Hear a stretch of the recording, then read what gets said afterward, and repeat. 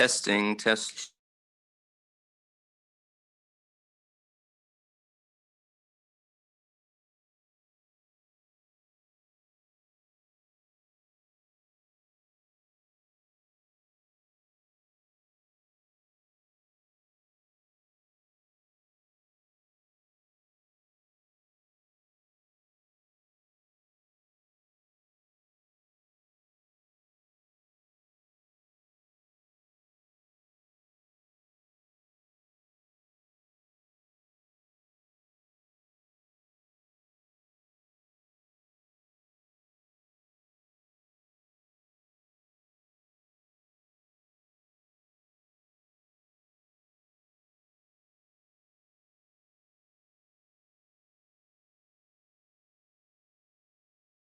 Or let's try to change this world with a little bit of kindness. Hello, ladies and gentlemen. Let's be kind and let's do good things in our life. Or let's try to change this world with a little bit of kindness. For that, let's listen for this amazing and inspired people who tried their best to change the world with a little bit of kindness and good things. Here we go. Let's know them.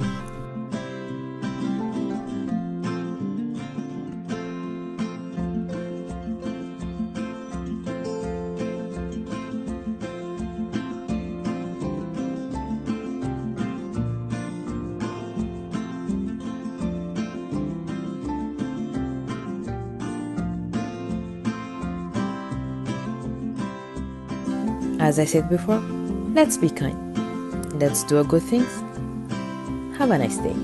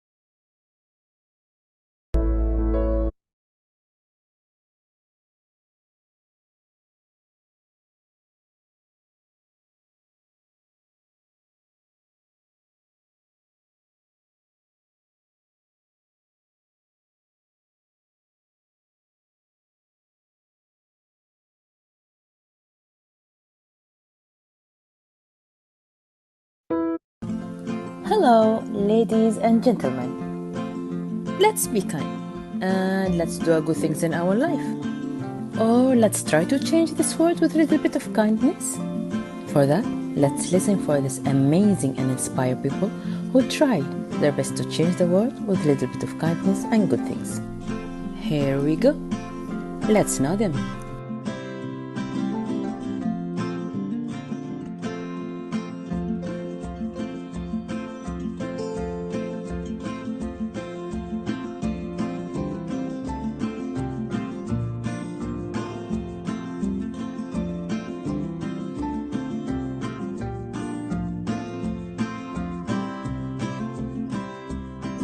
As I said before, let's be kind. Let's do good things. Have a nice day.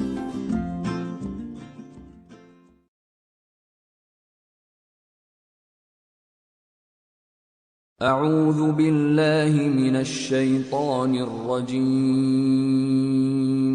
بسم الله الرحمن الرحيم. الحمد لله رب العالمين الرحمن الرحيم مالك يوم الدين إياك نعبد وإياك نستعين اهدنا الصراط المستقيم صراط الذين أنعمت عليهم غير المغضوب عليهم ولا الضالين.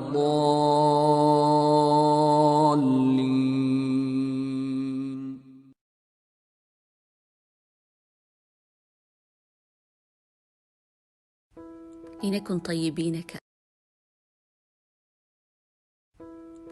طيبين كأحلامنا، وادعين كأحلامنا، مخلصين كأحلامنا، منصفين كأحلامنا، رائفين كأحلامنا، أوفياء كأحلامنا، كوفاء الحديقة للأرض والشمس للنخل والخبز للجائعين. لنكن رحمة حلوة نستعين بها للحياة، كما يفعل شاي الظهيرة بالمتعبين. ولنكن طيبين ونقاوم بالحب والصبر والابتسامة جرح الحياة التي خذلتنا، ولكننا في خضم معاركها لن نلين. لنكن طيبين مثلما تفعل الأمهات بأوجاعهن الصغيرة، يحضن أجسادنا ليلملمن بالضحكات شظايا السنين. ولنكن طيبين لنكن عابرين على سيرة الناس والذكريات كنسمة بحر، خفيفين كالموج نغسل بالكلمات الأليفة ذاكرة المثقلين.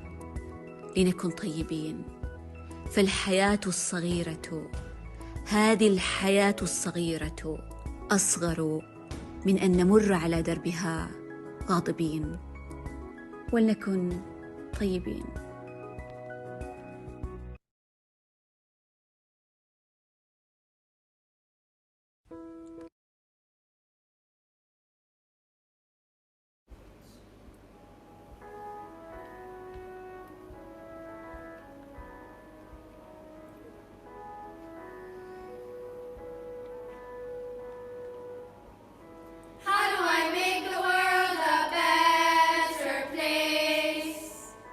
How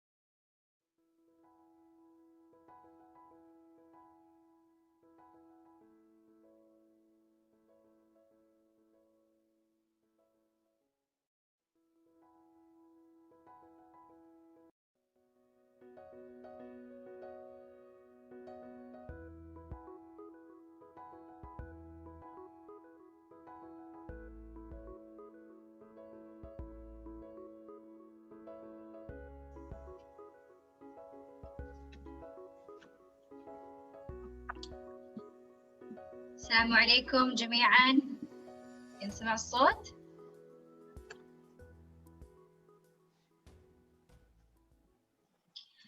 أغنية جدا جميلة، وأهلا وسهلا فيكم جميعا في الملتقى الافتراضي لحملة نحن معك. هذه المبادرة اللي موجودة من 2014 وأنا معاهم من 2016. أهلا بك يا عبد الله. أهلين دانيا، كيف الحال؟ الحمد كيف لله الصحة؟ تمام، حالك؟ الحمد لله زينة. الحمد لله الحمد لله. Welcome everyone to our webinar today. I'm really happy to be here for I think the 4th year that I've been working with Not Alone, and we're really excited to bring you something new today. So yeah, stay tuned. مبادرة نحن معك اللي دائما تتميز من خلال ضيوفها ومواضيعها، واليوم نحن مجتمعين تحت شعار كن طيبا في اليوم العالمي للصحة النفسية. So as you all know, today's title of the webinar is Be Kind, because you know kindness is a universal language, and today we're just going to dive deep into kindness. And we want to know everyone's perspective on just how to be kind. And also it happens to be Mental Health Awareness Day today. So it's just perfect. Yeah.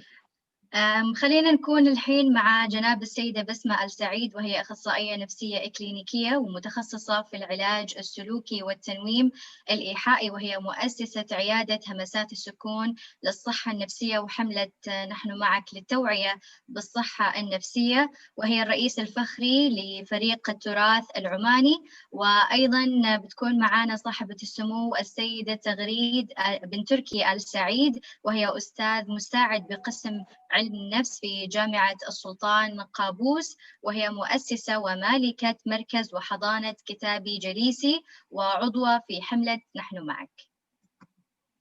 So we're gonna kick off the day with the women of the hour. The first one is Sayyidah Fatima Al Nathan, who is the clinical counselor and the specialist in behavior and hypnotherapy. She's also the founder of Not Alone, which is the campaign that we're on today, this afternoon, which is a mental health awareness campaign. And she's also the honorary president of Heritage. And the second person to introduce is Her Highness Dr. Taghreed Turki Al Said. She is the assistant professor at the psychology department in Sultan Qaboos University. She's also the founder and owner of My Book and Me Center and Nursery. And she's also a member of Not Alone campaign. أسعدتم صباحا جميعكم إن شاء الله. يوم جميل دائما، يوم 10/10 يوم ممتاز، دائما في إيجابية. شكرا دانيا وشكرا عبد الله، دائما مبدعين. على فكرة عبد الله دكتور أسنان ودانيا مدرسة موسيقى، ودائما معنا، وأحب أني أذكر الناس ما شاء الله عليهم، يعني دائما متفاعلين. أيام نمر فيها مختلفة وصعبة، فيها تحديات كثيرة جدا. لما نروح مثلا الناس اللي يشتغلوا، لما يروحوا العمل يخافوا إنه يمكن لما يرجعوا يصير فيهم COVID-19. أطفالنا يدرسوا من البيت صار لهم مدة. صارت الأشياء البسيطة اللي كنا نسويها زمان ما نقدر نسويها الآن. الاقتصاد، في توتر في الاقتصاد، في اكتئاب، في كثير من الأشياء، أمور ما سهلة جالسين نمر فيها هذه السنة. سبحان الله، مثل هذا اليوم السنة اللي طافت كنا في فندق كامبينسكي، وكان عندنا فعالية للشباب والصحة النفسية، واليوم احنا نكلمكم من بيتنا. فالأمور تغيرت، تحديات كبيرة، وأتوقع لذلك هذه السنة اهتم WHO إنه تكون سنة استثمار في الصحة النفسية. وأتوقع الاستثمار في الصحة النفسية دائما شيء جيد جدا وما نخسر فيه أبدا. احنا ارتأينا في فريق نحن معك أن نقوم بحملة شوي مختلفة هالسنة عن الطيبة. مع كل هذه الأمور اللي تكلمت عنها، مع كل هذه الصعوبات اللي احنا نمر فيها، لاحظنا شيء صغير ولكن تأثيره كبير جدا: الكلمة الطيبة. الكلمة الطيبة فقدناها في هذه الفترة، فقدناها لأسباب عدة. قد يكون بسبب وجود فيروس كورونا، وقد يكون احنا متوترين، عندنا قلق، عندنا توتر، فننفعل بطرق مختلفة. يعني الحين كل حد مثل ما يقولوا، يعني عادة يقولوا نفس الواحد خلاص واصل هنا، خلاص ما طايق شيء، صح؟ أتوقع كلنا جالسين نمر بهذه المرحلة. بغينا نذكر الناس أهمية الكلمة الطيبة، لأنه الكلمة الطيبة هي التي ترفع المعنويات، هي التي تجعلنا بصحة جيدة. نعم، لما حد يكون عنده نوع من الإحباط أو نوع من الحزن أو نوع من التوتر، أو عادي شخص قابلناه اليوم وحبينا نقول له كلمة طيبة، تخيلوا مدى مفعول هذه الكلمة. تخيلوا فرحة هذا الشخص لما يسمع شيء يمكن ما توقع إنه بيسمعه اليوم. فأتمنى اليوم في هذه الرحلة أن نتذكر هذه القيم الإسلامية أيضا والإنسانية، وهي الكلمة الطيبة. فعادة في مؤتمرات أو ندوات الصحة النفسية يكون فقط ارتباطه بأمراض وحالات نفسية. احنا حاولنا أنه نجمع الاثنين مع بعض ونخلي الموضوع خفيف عليكم. اليوم احنا عندنا ناس من جميع الدول، عزمناهم لعمان في هذا الشاشة الصغيرة لكي ننشر فيروس جديد، فيروس جميل، فيروس الكلمة الطيبة. نعم، يصير الفيروس يكون عنده جار، صح؟ يصير إنه إحنا جميعاً نشترك يداً واحدة لنشر هذا الفيروس الجميل. في هذه الفترة أنا تعرفت على ناس كثار وحبيتهم كثير، الحمد لله هم زودوا شيء في حياتي. فكل شيء سلبي له إيجابي. اليوم بتشوفوا يعني ما شاء الله عندنا ناس كلماتهم جميلة، إحساسهم جميل. عندنا سمو الشيخة انتصار الصباح اللي أكيد أنتم تعرفوا كمية الإيجابية اللي هي تحطها، وعندنا مي، وعندنا جمانة، وعندنا مهند، وعندنا روان، وعندنا دكتورة منى، وعندنا عزة، وعندنا وأنا متحمسة. أتمنى أنه أنتم كلكم بعد تكونوا متحمسين.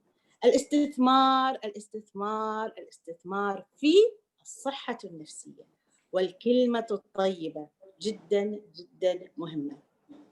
طيب الآن أنا بحول إلى اللغة الإنجليزية وبعدين بنكمل إن شاء الله.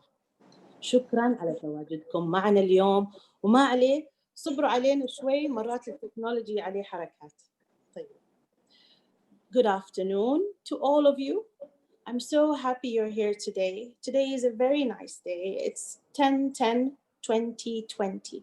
Now 2020, when we talk about it, things are not so good. They haven't been that well, right?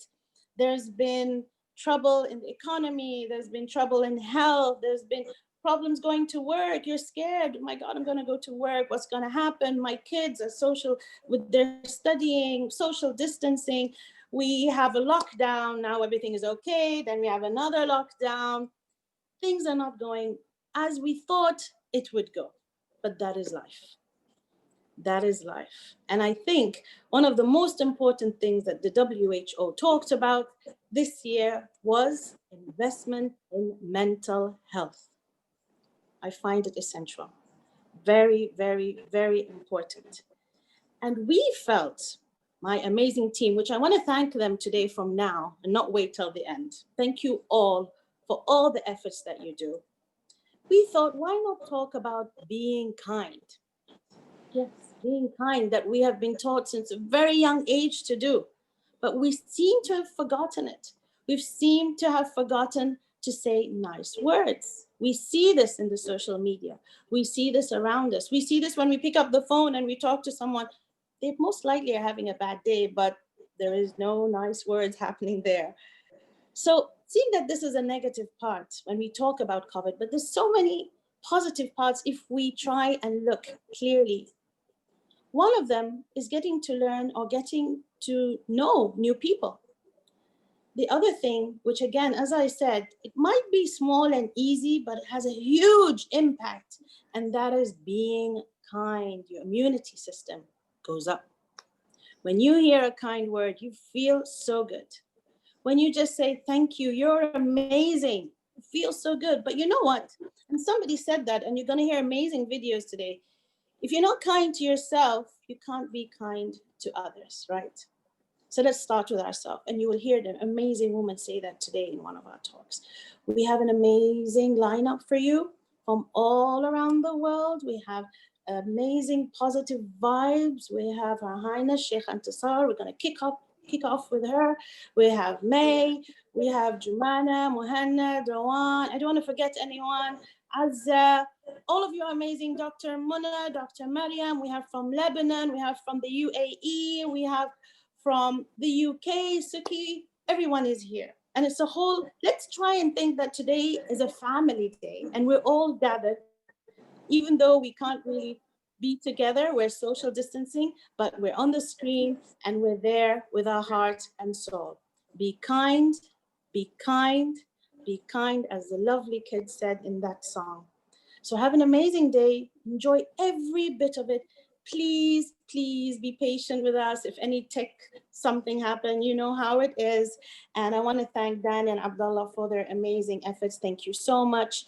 And now I want to introduce my amazing, I call her my sister, Her Highness سيدة تغريد آل سعيد. والآن مع أختي العزيزة صاحبة السمو الدكتورة تغريد آل سعيد لنقدم الفقرة الآتية. تفضلي سيدة تغريد.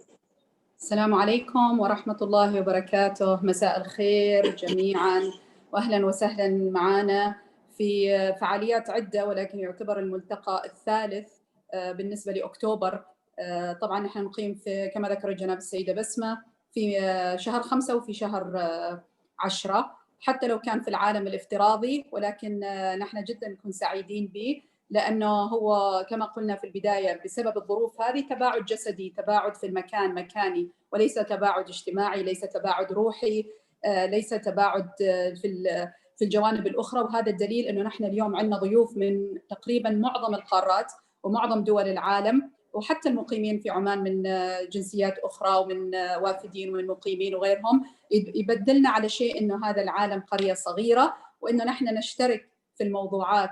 قبل ما نبدأ باللي قالته السيدة بسمة ونكمل، هي دائما تقدمنا كلنا، ويمكن ما حد يذكر ولو القليل من اللي هي تعمله، الجندي المجهول، رغم أنها هي في الأمام دائما، ولكن هي وراء كل هذه الأفكار الجميلة. حابة أني أنا أشكرها شخصيا على الجهد اللي تحطه بكل حب، مش فقط في الصحة النفسية، ولكن حب لهذا الوطن، حب للعطاء بمفهومه، حب لنشر الطيبة، الفرح، الابتسامة للصغير قبل الكبير. وهذه مش مجاملة، ولكن هنا يمكن البعض ما يعرف أنها تعمل ليل نهار، ودائما الحلو فيها العمل معها ممتع، لأنها صح نتعب في النهاية وهي تتعب أول واحدة، ولكن دائما كما يقولوا نحب نفكر خارج الصندوق، نحب نفكر في شيء مختلف، في شيء جديد. وهذه المرة أعتقد أنه نحن ما أحوجنا للطيبة، رغم أنه مفروض تكون شيء بديهي وشيء تلقائي، ولكن بالعكس من طلقنا أنه نحن بنعمل هذا الشيء. أنا عن نفسي واجهت عدة مواقف اكتشفت فيها أنه للأسف في تنمر أكثر، في عداوة أكثر، في جفاف أكثر بين الناس. كل يوم تقريبا على مستوى الشخصي أتساءل وأقول ليش يا ربي في ظل الظروف الصعبة هذه والضغوطات اللي كما ذكرت السيدة بسمة الكثيرة المحيطة بنا، مفروض نحن نحتاج الكلمة الطيبة بكل ما تعنيه، إنه نلبس فيها أرواح بعض، قلوب بعض. ما أحوجنا إنه نحن نرسم الابتسامة. فاليوم إن شاء الله تعالى نقضي كذا مع بعض وقت طيب بإذن الله تعالى. بإذن الله تعالى. عندنا فقرة نحب دائما إنه ما نبدأ كالمعتاد في كثير من الندوات، عندنا نشاط صغير حابين تشاركونا فيه. طيب، فخلينا نسوي هذا النشاط نبدأ به. Jean, can you please put the screen on for the activity? And Jean, thank you so much for your efforts. Bless you, Jean.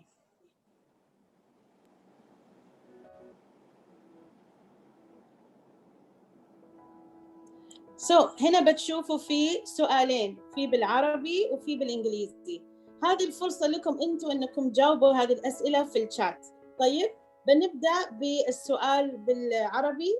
صاحبة سمو تبدأي بالسؤال، اختاري أي سؤال بالعربي وأنتم تجاوبوا في الشات إيش يكون ردود أفعالكم لهذا السؤال. طيب بختار اليمين، جعل الله وإياكم من أهل اليمين إن شاء الله. كيف يمكنك أن تكون لطيفاً مع الأفراد الذين لا تعرفهم؟ إذن كيف يمكنك أن تكون لطيفاً مع الأفراد الذين لا تعرفهم؟ كيف نعطيكم فرصة تجاوبوا هذا السؤال. Jean, if you can open the chat, please.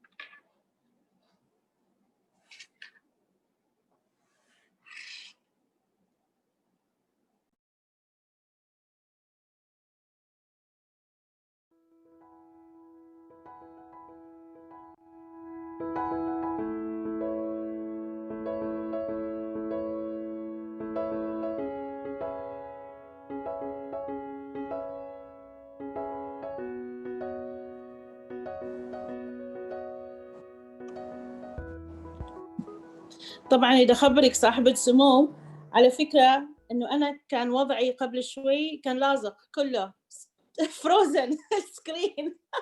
حاولت أتمالك أعصابي وأمثل إنه هدوء، كله كان متوقف، كله كان متجمد. سبحان الله. فالحمد لله رجعنا لكم من جديد، مع أنكم ما لاحظتوا يمكن أنا رحت. خلينا نقرأ إذن إيش مكتوب. ما شاء الله ما شاء الله. كتبوا ما شاء الله أشياء كثيرة. كيف نبدأ؟ everyone. أوكي خلينا نبدأ. من وين بدينا؟ أشوف في سمايل البسمة. نعم. تبسمك في وجه أخيك صدقة. By gathering them with a smile and accepting our differences. يمكن تقرأي بالعربي وأنا بالإنجليزي عشان نقرأ الاثنين. أوكي. ففي إلقاء التحية والسؤال عن الحال، الاهتمام. A smile and a greeting go a long way. Welcome with a big heart by saying hello, being courteous and having a smile. الابتسامة والكلمة الطيبة، الكلام المهذب، أحييهم برحابة وحميمية. إلقاء التحية. Compliment them. I don't divide people to those I know and don't. All are human beings to me, and I treat them all equally, and it makes me feel nice. Thank you. ألتقي بهم بحب وابتسامة وكلمة طيبة. الابتسامة، حث المساعدة، تقدر تحيي الروح من جديد، معاملتهم بلطف، المساندة. Do not content with showing friendship in words alone. Let your heart burn with loving kindness. حلو، خلينا ننتقل إلى السؤال الثاني. رائع رائع رائع، الله يعطيكم الصحة. Be kind. Okay. السؤال الثاني. So, how could you show kindness to someone you don't know? أتوقع هذا الإنجليزي من العربي، فهم جاوبوا بطريقتين. فجاوبوا الاثنين؟ أيوة هم جاوبوا باللغتين. ممتاز. حلو حلو، الله يعطيكم العافية والصحة، شكرا لكم. إذن الآن بنخلي عبد الله ودانيا. لا يعني جاوبوا لهذا، نسألهم سيدة بسمة الثاني. ما أوريدي جاوبوا الثاني؟ لا أنا قصدي تشعر؟ sorry. لا أنت قرأتي Okay, sorry. How do you feel when you are kind to other people? So بالعربي بماذا تشعر عندما تتعامل بلطف مع الآخرين؟ اوكي نبدأ نقرأ على طول. أنا بقرأ بالإنجليزي وأنت بالعربي عشان ما شاء الله سرعة. happy, satisfying. يشعروا بالسعادة، بالفرح، بالحب والسعادة، إنه الدنيا لسه بخير. Blessings, comfort, heart, inspired. في حد كاتب شيء حلو كأنه في فراشات في داخلي. السعادة والرضا، الراحة، ارتياح ورضا، محتاجينهم كثير. I feel happy because there's a chance I made someone happy. حلو ما شاء الله عليكم، ابدعتوا في هذا التمرين. ابقوا معنا طول اليوم بتشوفوا اشياء جدا حلوه، وشكرا انكم كلكم تفاعلتوا رائعين. صح بتسمعوا ايش رايك؟ حبيت صراحه. اي ما شاء الله، سريعين كدا ورائعين، وشفتوا الكلمه الطيبه تطلع يعني قوية. حلوه، مخلتنا نبتسم كذا على طول. حلوه الايجابيه. طيب. والكلمه الطيبه هي على طول تحسي معنوياتك يعني تصير احسن. ما اعرف، انا احس كذا. انا امس كنت شويه مع الاخبار وكذا، لوك داون مره ثانيه، مع انه احس نحتاجه بصراحه، بس اليوم احس في موجه فرح. الله يعطيكم الصحه والعافيه. امين ان شاء الله. يا رب، امين. Okay, Jane, let's move on. Thank you, Jane.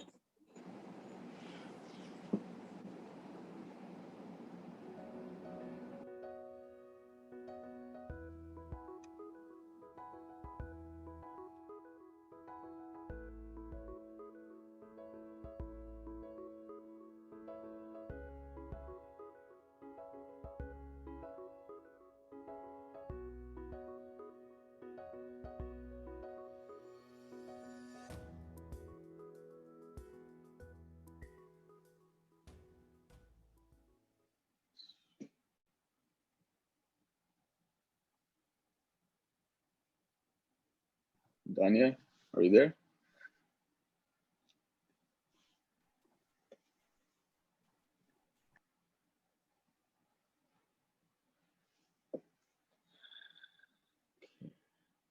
Thank you so much, Sayyida Basma and Her Highness, Dr. Taghreed, for the wonderful opening to the webinar. I feel like we're all on positive vibrations al hain, like everyone's on good vibes. And I'm just waiting on Dania to come on. I have no idea where she is.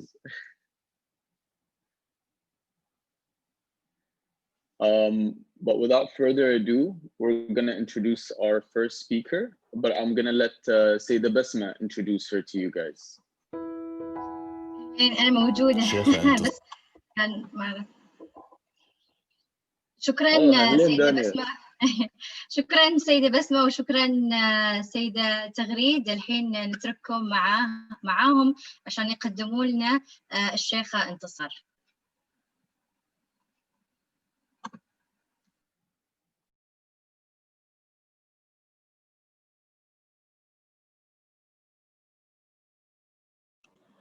أتوقع أول شيء بيكون في النبذة المرئية، وبعدين إن شاء الله بقدمها إن شاء الله.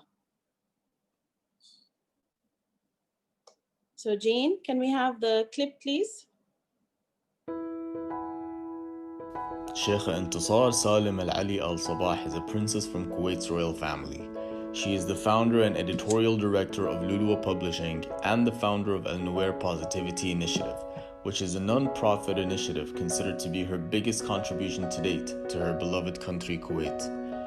Sheikha Intisar is a highly influential figure in the Kuwaiti society, and she is wholly dedicated to the issues of education, health, child protection, human rights, and women's rights. She has played a vital role in alleviating the suffering of people afflicted by disasters, conflicts, and wars. Sheikha Intisar AlSabah has dedicated all her life to philanthropist actions and has always been involved with humanitarian organizations that work towards providing education, upliftment, and equal opportunities to those who need it most. To name a few, she has been involved with spreading awareness and raising funds for UNHCR for the victims of the Syrian war. Sheikha Intisar is an active member of the Human Rights Watch Kuwait chapter, an organization that promotes justice and human rights across the globe. Additionally, she has organized with ICRC many initiatives such as the roundtable discussion that sheds light on the plight of Arab women in war. الشيخة انتصار الصباح شغلت عدة مناصب، منها عضو مجلس إدارة شركة صناعات التبريد والتخزين، ثم أصبحت رئيس مجلس الإدارة والعضو المنتدب للشركة في عام 2006 حتى 2011. وقد أصدرت الشيخ انتصار الصباح كتاب كلام من ذهب في عام 2012، وهو كتاب مصور ممتلئ بالحكم والإلهام. وأسست الشيخ انتصار في 20 مارس 2013 مبادرة النوير بالتزامن مع اليوم العالمي الأول للسعادة الذي أقرته الأمم المتحدة، وهي مبادرة غير ربحية تهدف إلى نشر الفكر الإيجابي في الكويت.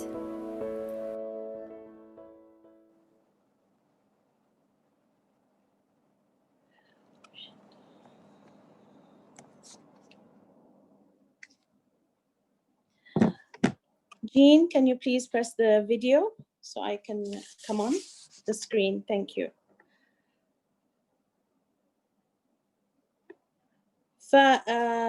حين سمو الشيخة انتصار الصباح كانت موجودة هنا. حين أنا ما أنا أشوفها هنا ولا؟ فما أعرف إذا هي متواجدة معنا، لأنه كان المفروض تكون هنا. بس عندي فكرة، بما إنه إحنا ما محصلينها الآن، مرات مع التكنولوجي تصير أشياء. خلينا إذا نتحرك إلى المتحدثة الثانية. it's connecting now. أوكي، الحين إن شاء الله بتكون معنا. صاحبة سمو السيد تغريد، دائما هذا التكنولوجي يسوي حركات كذا. أيوة، لا هذه ضريبة استخدام العالم الافتراضي. أيوة، أريد أسأل المتواجدين، هل أنتم تحسوا بهذا الضيق من تواجد التكنولوجي بشكل كبير في حياتنا؟ إيش رأيكم في هذا الموضوع؟ هل تحسوا إنه يتعب أو لا؟ هو أنا ما أحسه يتعب، لكن أحس مرات لو الواحد موجود بجسمه أسرع ويتحرك أسرع. هنا لازم واحد يعتمد على أكثر من شيء. فمثل الحين مثلا، فالواحد يكون صبور، يتعلم الصبر. إيش رأيك؟ جدا صراحة، يعلمنا الصبر، يعلمنا إنه نكون طيبين مع أنفسنا حتى. ما هو ينرفز يتعب، وما أيوة. تقدري تتحكمي في أشياء كثيرة، ما تقدري تتحكمي فيها، ولكن هو أفضل الحلول في الوقت الحالي يعني. وبعدين اللي يقهر ولا اللي يتعب إنه مرات حتى لو أنت انزعجتي أو صار لك ضيق، ما في فايدة، خلاص ما يريد يشتغل ما بيشتغل. الشيء الوحيد إنه يتسكر كله ويبدأ من جديد. فالواحد يحاول إنه يكون صبور بقدر الإمكان. أنا الحين بتأكد مع سمو الشيخة إذا هي بعدها في شوية technical problems، بنبدأ على طول على المتحدثة الثانية. Okay, so Jean, I have a feeling that we should just go to the next video and then we'll come back to Sheikha Intisar. Okay, so let's go to the next clip and then after we لا تكاد تخلو الحياة أي إنسان منا من المعاناة بدرجات متفاوتة، فهي طبيعة الحياة. قد تكن فقدت عزيزاً أو ابتليت بمرض أو أي شيء آخر قد يسبب لك المعاناة، فالحياة مليئة بالصعاب وستظل كذلك. ولكن هناك من يعانون بصمت، وهذا ما يجعل المعاناة حملاً ثقيلاً وعقبة في طريق السعادة، بل وسداً في اتصالنا بالآخرين. تذكروا دائماً بأن هناك من يود الاستماع لكم، وهناك من يريد أن يشارككم همومكم ويستمع لك.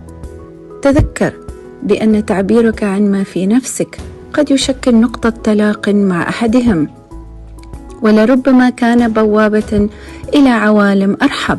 بادر واصنع فارقاً لك ولمن حولك، وتذكر أنك لست وحيداً. لا تعانوا بصمت، واقبلوا على الحياة فهي أرحب مما تظنون. دمتم في طمأنينة وسعادة. منى بنت فهد آل سعيد.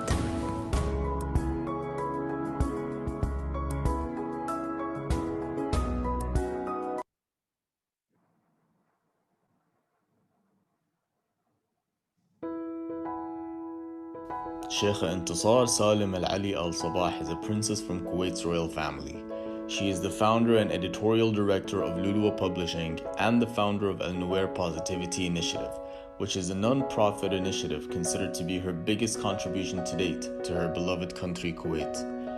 Sheikha Intisar is a highly influential figure in the Kuwaiti society, and she is wholly dedicated to the issues of education, health, child protection, human rights, and women's rights. She has played a vital role in alleviating the suffering of people afflicted by disasters, conflicts, and wars. Sheikha Intisar AlSabah has dedicated all her life to philanthropist actions and has always been involved with humanitarian organizations that work towards providing education, upliftment, and equal opportunities to those who need it most. To name a few, she has been involved with spreading awareness and raising funds for UNHCR for the victims of the Syrian war. Sheikha Intisar is an active member of the Human Rights Watch Kuwait chapter, an organization that promotes justice and human rights across the globe.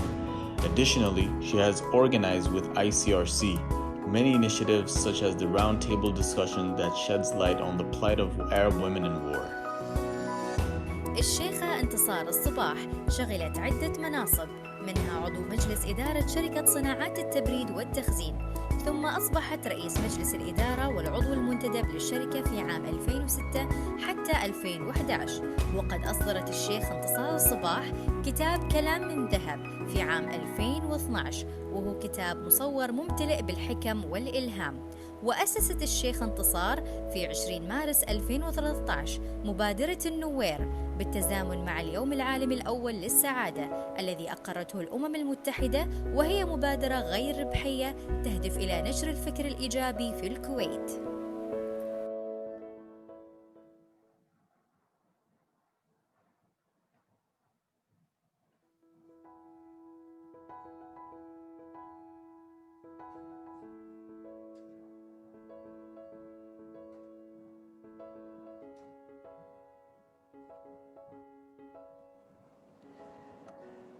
مساء الخير مرة أخرى، ومعانا سمو الشيخة انتصار الصباح. طبعا احنا نريد نشكرها شكر خاص لأن الظروف اللي جالسين يمروا فيها الله يرحم أمير الإنسانية يا رب العالمين. وأترككم، ما بتكلم كثير، أترككم مع ملكة الإيجابية أنا مسمتنها، فالله يعطيها العافية. وتفضلي يا سمو الشيخة انتصار الصباح. شكرا لك.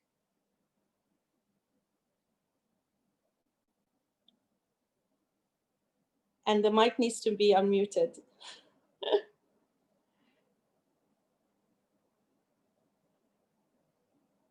The mic. خلينا أحلم. أيوة. Okay, thank you.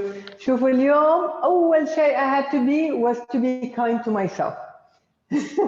علشان with all the technical difficulties اللي صارت for me to go online, it was يعني استمتعت وأنا عصب وصير kind وعصب وصير kind وعصب وصير kind. أول شيء السلام عليكم جميعا، وشكرا شكرا سيدة بسمة على الفرصة أكون معاكم. الشرف لي، وشكرا على تقديرك للظروف اللي احنا نمر فيها. وأمانة أمانة يعني كل شرف إن أول مرة أطلع لايف ولا خلينا نقول أونلاين هو معاكم اليوم. شكرا لك، انه انا اعرف التكنيك هذا يعني عادي. الى الان قاعده اصلح التكنيكال. الى الان اصلح التكنيكال. وعدنا كل حد انه كلنا نكون طيبين وبيشنت. لا اكيد، لا كل شيء يصير بوقته، وكل شيء ان شاء الله لا سبب. لا الحمد لله. بس يعني اول شيء انا لازم اكون كايند مع نفسي. ايوه. شدني جدا الموضوع اللي طرحتوه بهذه الويبينار هالسنة، إن الواحد يكون لطيف مع نفسه.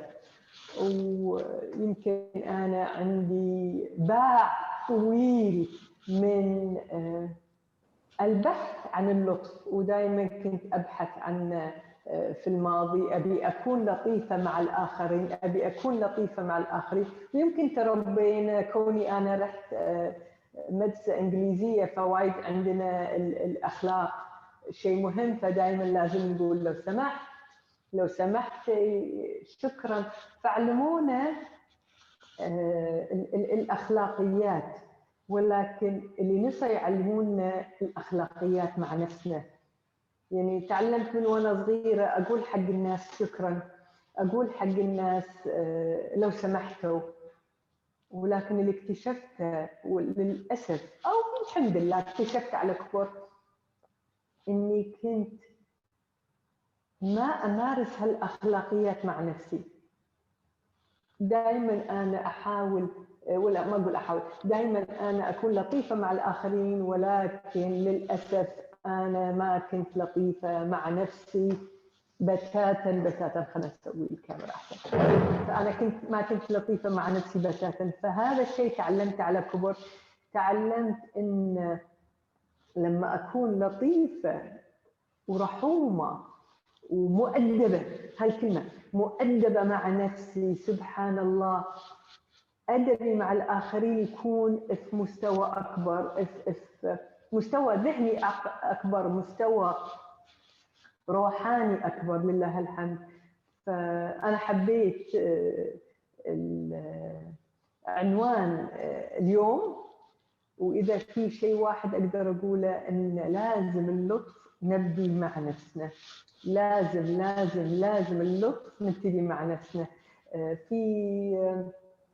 في البعض يقول إن لما أكون لطيفة مع نفسي فيها نوع من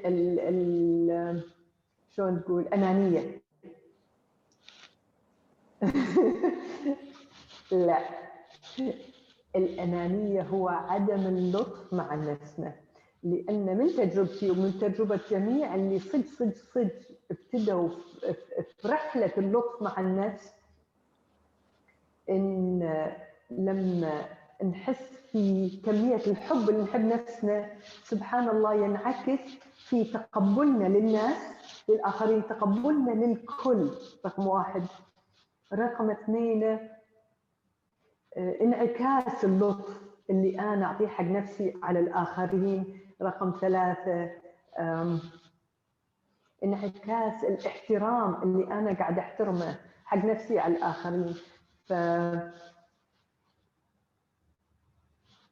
بكل بساطة اللطف يجيب اللطف، والعنف يجيب العنف. فأيام ما كنت أنا في المدرسة يعلموني أكون مؤدبة، كنت يمكن مؤدبة في كلامي، ولكن كنت جدا مو مؤدبة في تفكيري في الناس. فلما تغير أدبي إلى نفسي أولا، صار الناس كلها فيها خير وبركة، والناس كلها زينة، والناس كلها قصدها زين. نظرتي إلى العالم ككل تغيرت مع نظرتي لنفسي. فاللطف فتح لي آفاق وايد، فتح لي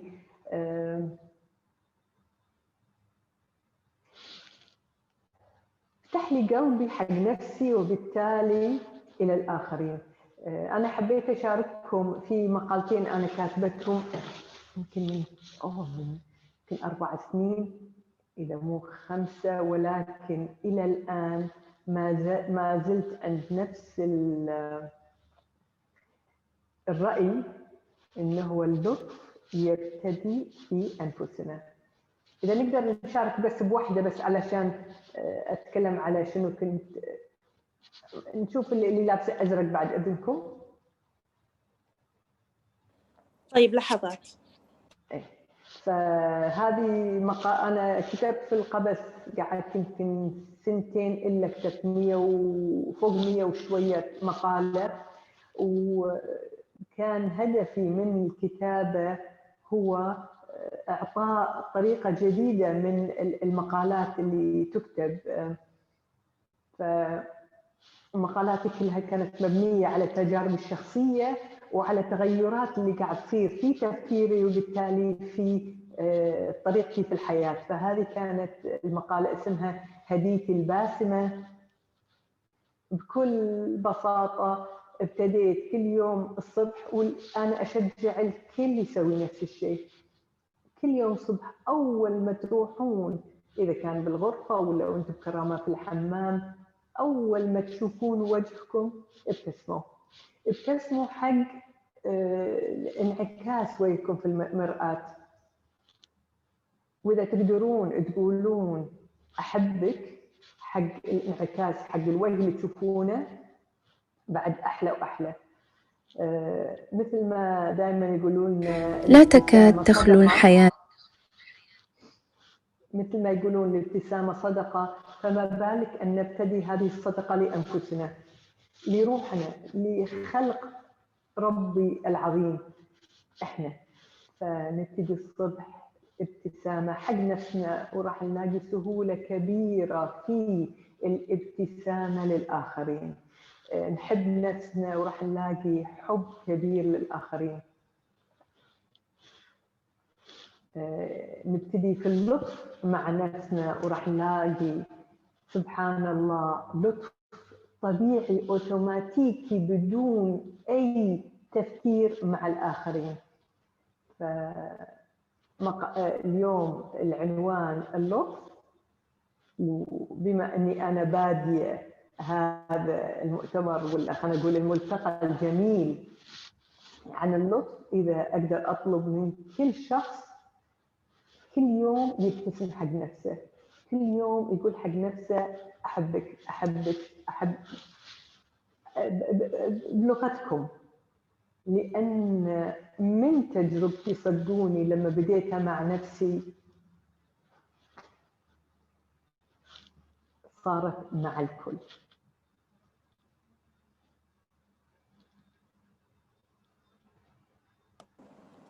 ما شاء الله، كلمات جدا جميلة في وقت احنا نحتاج هذه الكلمات طبعا، لأنه صعبة الأمور كلها اللي جالسين نمر فيها أبدا ما سهلة.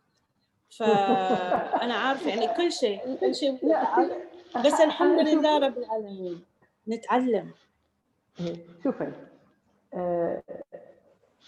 حبيبتي، أنا في شيء تعلمته إنزين، إن لما تكون الأمور تباعا عندي كذا خيار، بس أكبر خيارين عندي، يا إني أقول أنا ما أستحق هذا وأحس بالمظلومية، أو أحس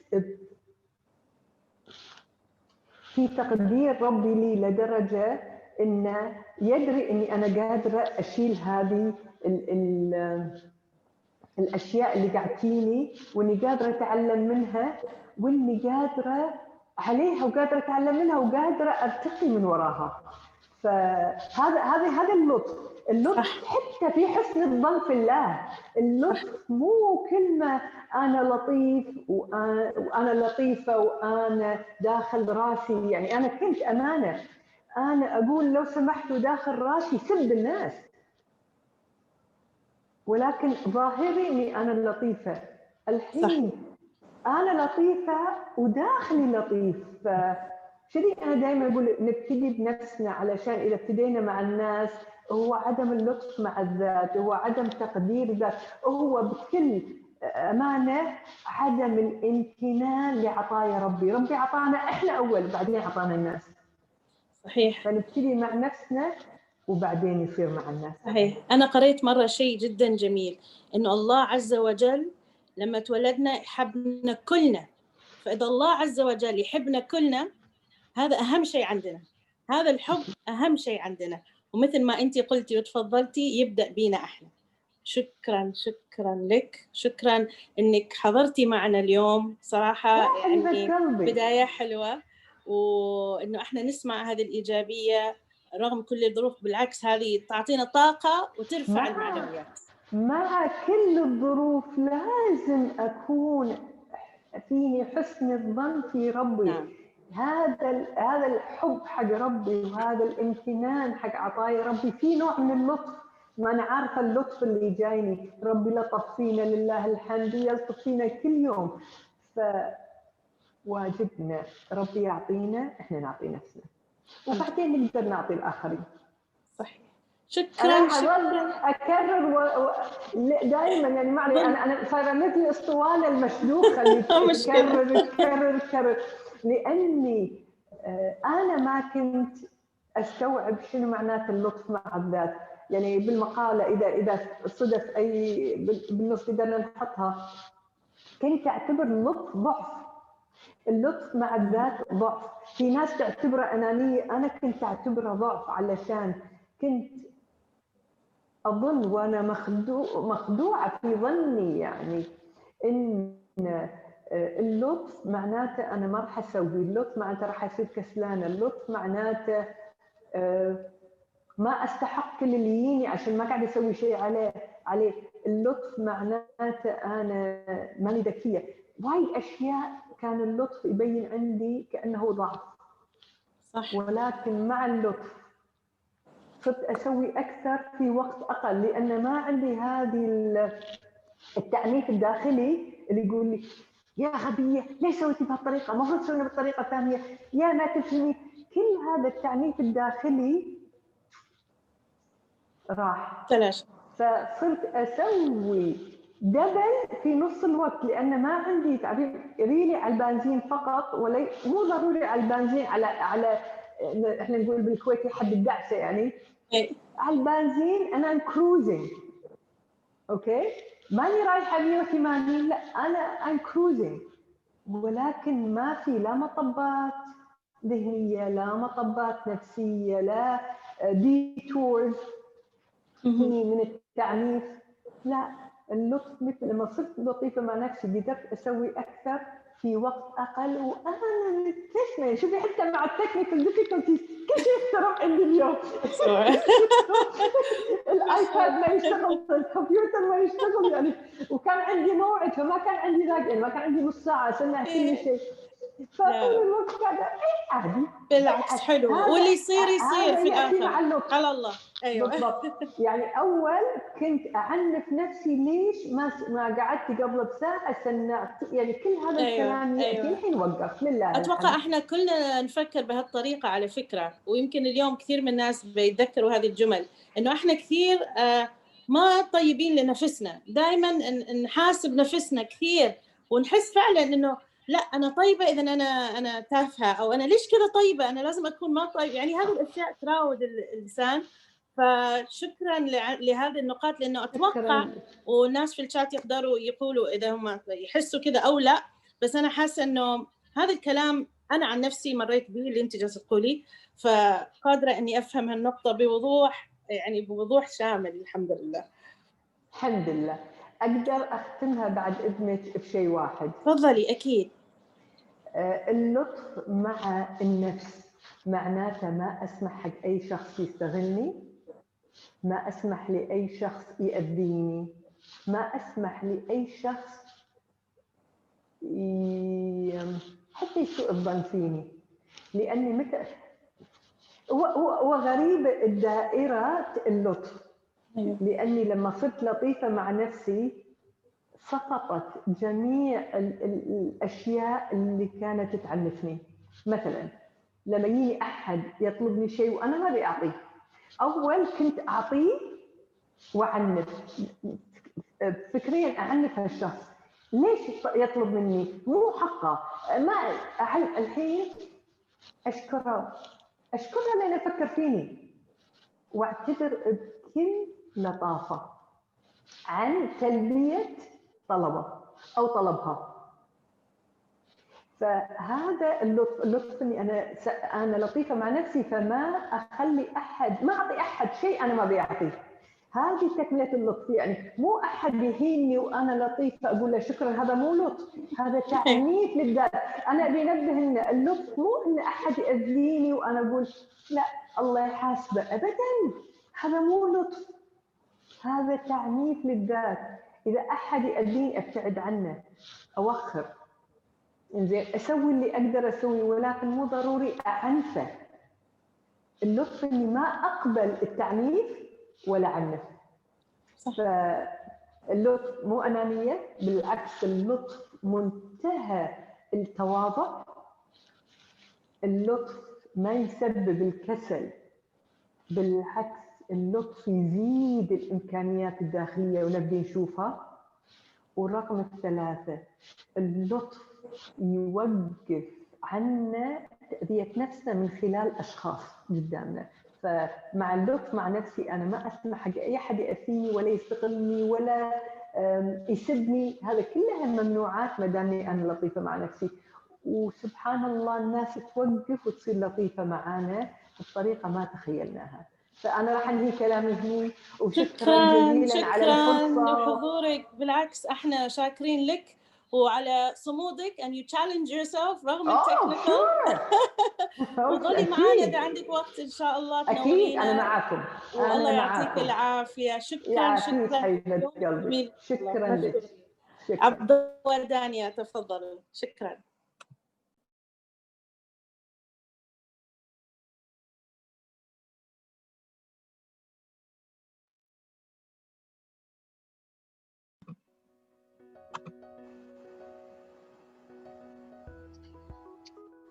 شكرا للشيخة انتصار. أكيد جميعنا لازم أولا نحب نفسنا ونقول لنفسنا الكلمات الطيبة قبل ما نقولها للآخرين. عبد الله. Thank you so much to Sheikha Intisar for the wonderful talk.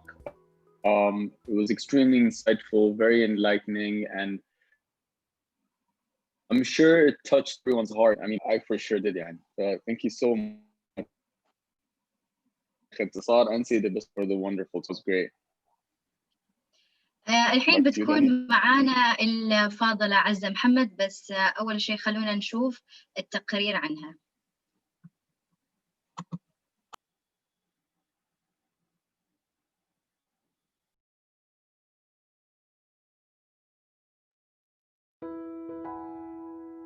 Azza Muhammad al-Salahi is a scholar in Islamic studies and she's a specialist in psychiatry and spiritual development. الفاضلة عزة الصالحي هي عالمة في أمور ديننا الإسلامي وإخصائية نفسية.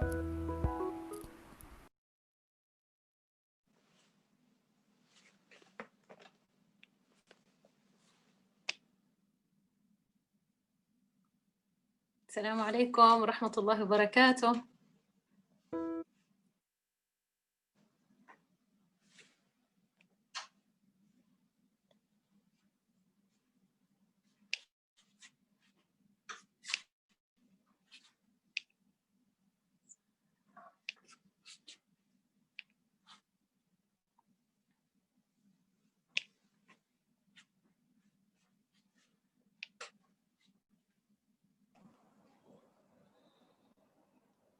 السلام عليكم، حياكم الله معنا وبارك الله فيكم. حياكم الله أصحاب السعادة والسمو. فعلا يشرفني وجودي معاكم في هاي المبادرة الطيبة، المبادرة الرائعة. بأمانة جت بوقتها سبحان الله في هذا الزمن، في هذا الابتلاء اللي مر فيه سبحان الله. كذلك حبينا نشارككم في هذه المبادرة الطيبة سبحان الله. نشارككم أيضا مبادرة إحنا بدأناها بفضل الله عز وجل من شهر ثلاثة، واللي هي كانت مواكبة لشهر شعبان ورجب وشعبان وثم رمضان، اللي هي إيش؟ اللي هي كانت تتعرف على الحبيب عليه الصلاة والسلام، ولكن بطريقة أخرى مختلفة، اللي هي كانت على شكل إسقاطات حياة النبي عليه الصلاة والسلام على أرض الواقع. نشوف هل النبي عليه الصلاة والسلام مر بابتلاءات مثل ما نحن عم نمر فيها؟ أكيد مر عليه الصلاة والسلام. طب كيف تعامل معاها؟ فحبينا سبحان الله، هي مبادرتنا كانت من شهر 3 بديناها بفضل الله عز وجل، والحمد لله من شوي كانت صاحبة السعادة السيدة بسمة كانت عم تقول على الإنترنت وعلى الأونلاين، فكانت فعلا بقدر ما هي كانت صعبة في البداية بقدر ما هي كانت فعلا نعمة من نعم الله سبحانه وتعالى، أن جمعتنا بهذا العالم الافتراضي، جمعتنا من جديد أنه نكون مع بعض اليوم إن شاء الله عز وجل، وهي واحدة من نعم الله عز وجل. فاليوم إن شاء الله حنتعرف على الحبيب عليه الصلاة والسلام من ضمن خلال مبادرتنا كن طيبة، نتعرف على طيبة الحبيب عليه الصلاة والسلام. فكن طيبة سبحان الله أخذناها أسقطناها في قول الله عز وجل: قد كان لكم في رسول الله أسوة حسنة. النبي عليه الصلاة والسلام سبحان الله هو تطبيق عملي للمنهج الرباني لذاك القرآن سبحان الله. عشان هيك الله عز وجل جعله قدوة لنا، ما جعلنا إياه سبحان الله عن طريق ملائكة، إنما هو بشر مثلنا مثله عليه الصلاة والسلام، يبتلى ويمتحن ويختبر ويتعرض كما نتعرض نحن له. فسبحان الله لما الله سبحانه وتعالى جعله قد كان لكم في رسول الله أسوة حسنة، يعني بدنا نشوف هل النبي عليه الصلاة والسلام تعرض لهذه الابتلاءات؟ أكيد حتى النبي عليه الصلاة والسلام تعرض، خصوصي إنه اليوم بما أنه كن طيبا عم تتعرض على كيف نتعامل مع التنمر في ظلال هذه الظروف الراهنة، فأكيد النبي عليه الصلاة والسلام تعرض للتنمر بأشكاله المختلفة. ومو بس هيك، وكذلك أيضا حنشوف طيب كيف تعامل مع النبي عليه الصلاة والسلام، هل تعرض عليه بذاته بشخصه سبحان الله عليه الصلاة والسلام، ولا لما كان يشوف الصحابة وكان يشوف من حوله أكيد تعرض للتنمر عليه الصلاة والسلام لذاته ولشخصه وفي أهله حتى سبحان الله، مو بس بذاته ومع أصحابه، لا وحتى في أهله وفي عقر داره عليه الصلاة والسلام.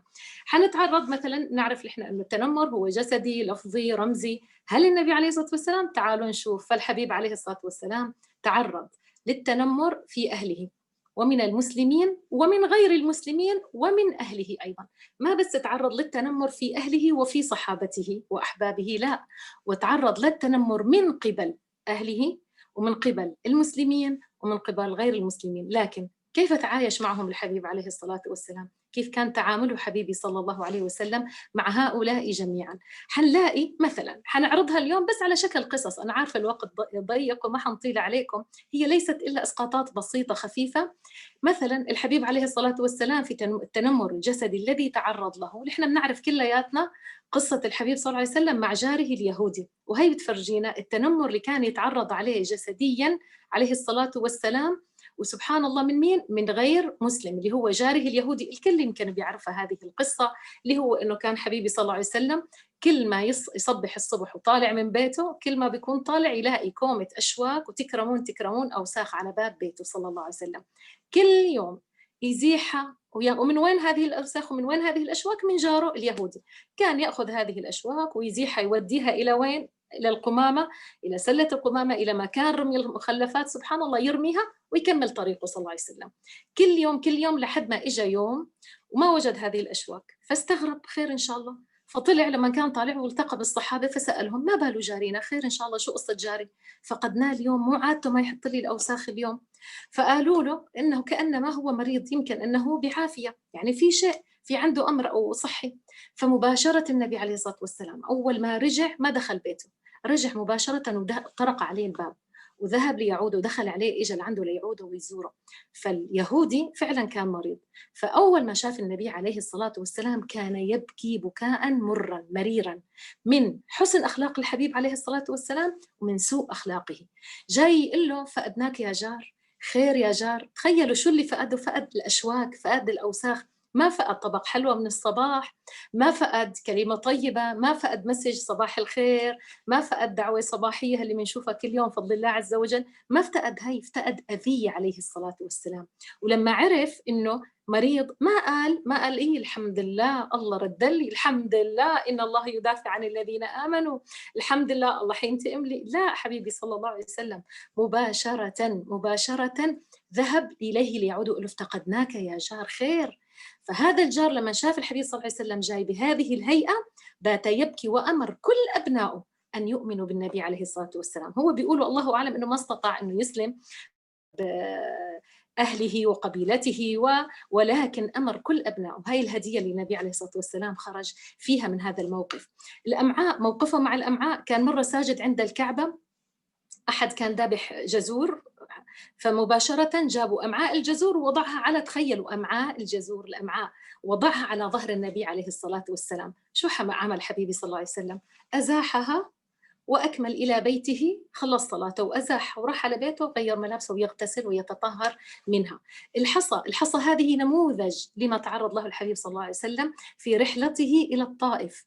رحلته للطائف نحن بنعرف لما اشتد عليه الأذى حبيبي صلى الله عليه وسلم هو وأصحابه، ذهب إلى الطائف يلتمس دار أمان، يلتمس جوار الأهل لأخواله، فذهب إليهم عندما ذهب إليهم طبعا استقبلوه استقبال عادي، بس لما علموا منه لا، شوفوا التوديعة اللي كانت، شو التوديعة، ما استقبلوه بالموكيت الأحمر، ما استقبلوه بالورود، ما استقبلوه على هيئة بالرطب، على الأقل بالكرم العربي اللي كانوا مشهورين فيه العرب، استقبلوه وودعوه بأن سلطوا عليه الصبية. تعرف شو يعني سلطوا عليه الصبية؟ يعني خلوا الأطفال الصغار هن يودعوا الحبيب عليه الصلاة والسلام. تخيلوا بإيش؟ بأن يرموا عليه الحصى، يرموا عليه الحصى لدرجة أنه لما يمشي على الأرض ما عاد استطاع أنه يمشي ويتحاشى الحصى، فصارت تدمى قدماه، أدمت قدماه، الدم يشر من أقدامه، فجلس بظلال جدار تحت ظل شجرة، وهو خلاص بلغ به، خلاص احنا نقول بلغ حده، خلاص وصل على الآخر صلى الله عليه وسلم.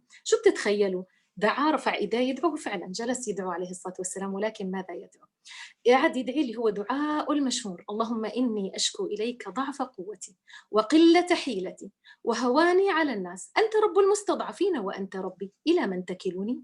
إلى عدو يتجهمني أم إلى قريب، اللي هو قصده أهل قريش، إلى قريب ملكته أمري، إن لم يكن بك علي غضب فلا أبالي ولكن عافيتك أوسع. أسأل الله عز وجل، أسألك بنور وجهك الذي أضاءت له الظلمات وصلح عليه أمر الدنيا والآخرة أن ترفع غضبك ومقتك عنا. فسبحان الله نزل سيدنا جبريل عليه السلام بملك الجبال، جبريل ومعه ملك الجبال: يا محمد لو شئت لأطبقن عليهم الأخشبين. تخيلوا يطبق الأخشبين على أهل مكة ويخسف مكة عن بكرة أبيها. فما كان ردة فعل الحبيب صلى الله عليه وسلم؟ قال لا لا لا لا، عسى الله أن يخرج من أصلابهم من يؤمن بالله واليوم الآخر. هذا هو الحبيب صلى الله عليه وسلم. الحبيب عليه الصلاة والسلام هذه تعرض لها من أهل الطائف وأبى أن تقع أي عقوبة على المشركين أو على أهل الطائف أو على أي إنسان، ما نقول مسلم أو غير مسلم، ما كانوا مسلمين. الأذية اللي جاته ما لم تكن من مسلمين، ما كانوا مسلمين بعد. أيضا التراب وقصص مع التراب، كان عليه الصلاة والسلام لما يكونوا يصلوا وينثروا على رأسه التراب عند الكعبة، ويا ما داخل على بيته ستنا فاطمة تيجي ترفع التراب عن رأس أبيها وهي تبكي ودموعها متألمة على حال أبيها، فيقول لا بأس عليك وعلى أبيك يا فاطمة. هذا هو الحبيب عليه الصلاة والسلام. الجذبة أيضا هذا تنمر جسدي تعرض له الحبيب صلى الله عليه وسلم لما جاءه أعرابي، فجاء إلى النبي صلى الله عليه وسلم، هو هذا في المدينة والله أعلم، لما جاء الأعرابي وقال يا محمد، ولما اجى لعند النبي عليه الصلاة والسلام افتكر هو جالس بين صحابته، افتكروا بده يسلم عليه، جاي لعنده يحب على راسه يسلم عليه، هذا السلام الودي، فجذبه جذبة من عباءته.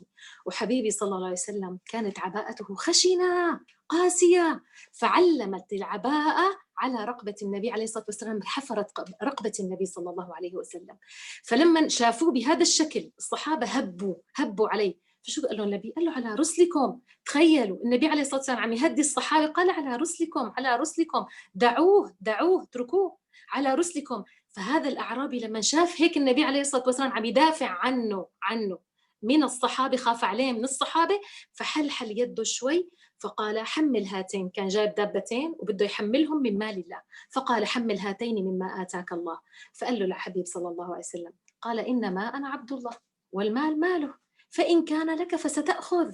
يقال والله أعلم بتتمة الحديث ما هي دقائق إلا دقائق، والأعرابي جالس عند قدم النبي عليه الصلاة والسلام ويتقبل يديه ويريد أن يقبل أقدام النبي عليه الصلاة والسلام، من حسن خلق الحبيب عليه الصلاة والسلام وكيف تعامله صلى الله عليه وسلم. وفعلا طلع مستحق وأخذ وحمل الدابتين، ولكن شوف الحبيب عليه الصلاة والسلام فقال إني عبد الله وهاتين والمال مال الله. فشوفي كيف كان تعامل الحبيب عليه الصلاة والسلام. كل هذه كانت من التنمر الجسدي.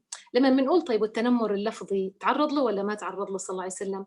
حبيبي صلى الله عليه وسلم كان في كل موسم حج، حنعطيكم نماذج بسيطة بس على التنمر اللي تعرض له. في كل موسم حج كان يخرج عليه الصلاة والسلام إلى الحجاج بداية الدعوة، بعد ما جهر بالدعوة يعني بعد 3 سنين، فكان يعرض على الناس، على الحجاج أمر هذا الدعوة، عسى ولعل حدا يآمن، عسى ولعل يسمعوا بهذا الدين الجديد.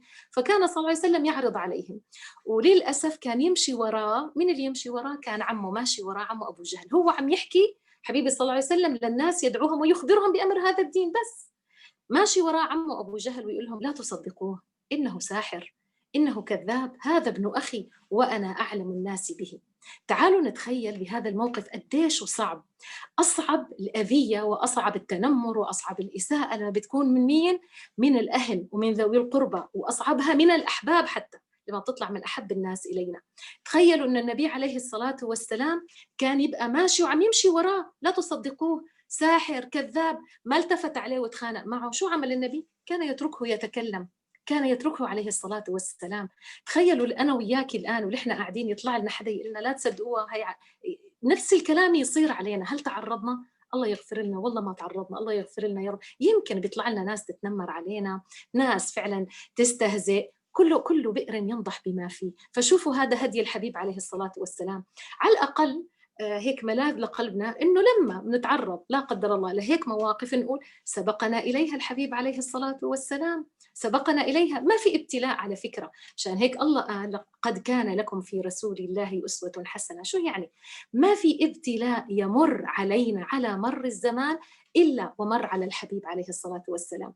مو بس الحبيب والأنبياء من قبله. تتذكروا إساءة سيدنا يوسف من إخوانه من أهله ومن أحبابه، هدول هن الأنبياء، هدول هن كيف كانوا تعاملوا. طيب نيجي بنسأل إحنا أنفسنا سبحان الله، طيب كيف تعامل حبيبي صلى الله عليه وسلم مع كل هذه الابتلاءات، مع كل هذا التنمر جسدي لفظي حتى الرمزي؟ كيف تعرض له الحبيب صلى الله عليه وسلم؟ أول وحدة كان يستخدم دائما دعاء اللهم اغفر لقومي فإنهم لا يعلمون. تخيلوا كان دائما يدعو لهم، مو يدعو عليهم. بين قوسين حطوا لي هاي كلمة حسبنا الله ونعم الوكيل، وحسبنا الله في فلان وحسبنا الله في فلان. تعرفوا شو معناتها؟ معناتها رفعنا الملف. تخيلوا ملف فلان أو ملف علان فرفعناه لمين؟ إلى الله عز وجل، هو اللي ياخذ الحق. تعرفوا شو معناتها؟ معناتها إذا انتقم الله عز وجل انتقامه عزيز مقتدر، شيء بخوف. كلمة حسبنا الله ونعم الوكيل أمرها عظيم. شوفوا الحبيب عليه الصلاة والسلام كيف كان يتعامل، كان يقول اللهم اغفر لقومي فإنهم لا يعلمون. مو بس هيك، تعالوا نشوفوا ويوم الطائف حبيبي عليه الصلاة والسلام شو كان؟ لما بعث له الله ملك الجبال وقال يا محمد لو شئت لأطبقن عليهم الأخشبين، شو قال له؟ قال عسى أن يخرج الله من أصلابهم من يؤمن بالله واليوم الآخر.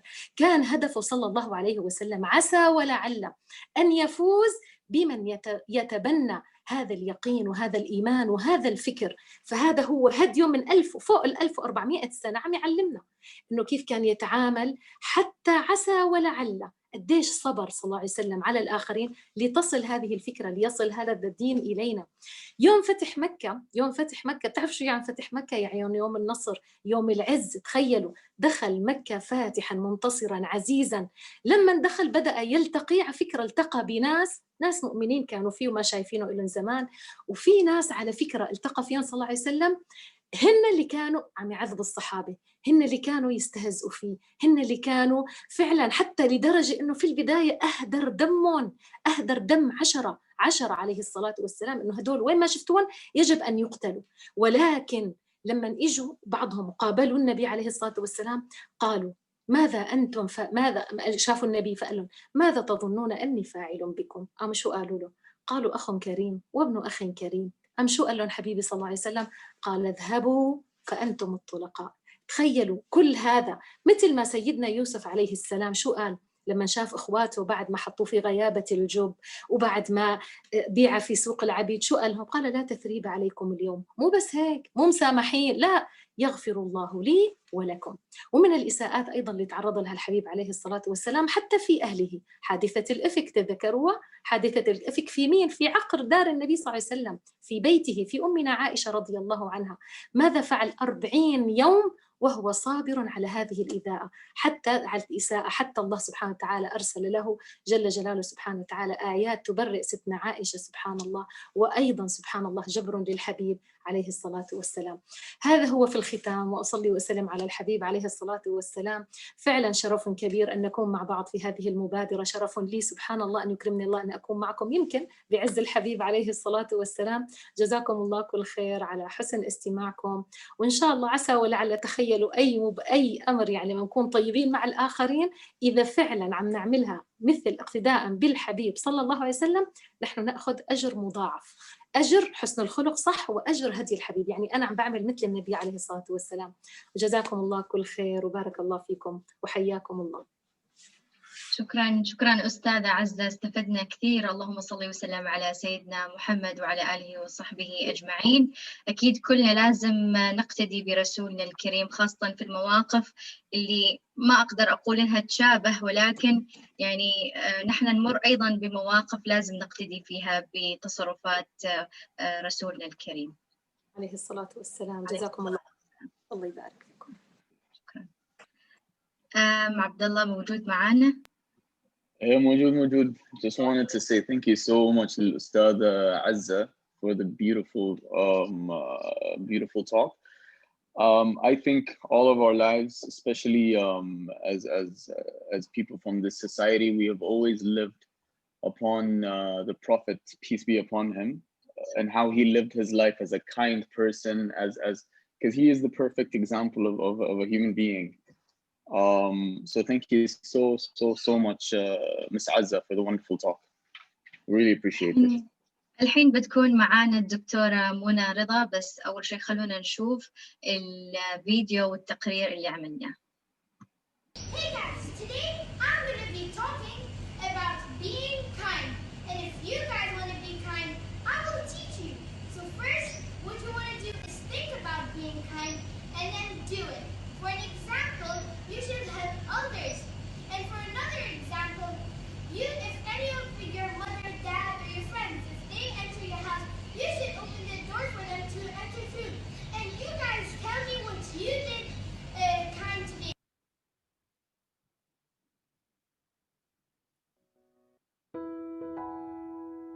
Dr. Muna is a professor of psychiatry at Ain Shams University. She has a master's degree in neuroscience and a PhD in psychiatry. She has spent 20 years in the field of mental health service. She supervised, conducted, and published several scientific papers. She is trained as a sexual health physician in the European Society for Sexual Medicine and received more than 120 hours of training on how to interview, investigate, and manage variable presentations of sexual dysfunction. أستاذة الطب النفسي في جامعة عين شمس، والحاصلة على ماجستير علم الأعصاب ودكتوراه في الطب النفسي، الدكتورة منى رضا، والتي أمضت 20 سنة في مجال خدمة الصحة النفسية، وأشرفت وأجرت ونشرت العديد من الأوراق العلمية، كما أنها تدربت كطبيبة صحة جنسية في الجمعية الأوروبية للطب الجنسي، وتلقت أكثر من 120 ساعة من التدريب على كيفية إجراء المقابلات والتحقيق وإدارة العروض التقديمية المتغيرة للضعف الجنسي.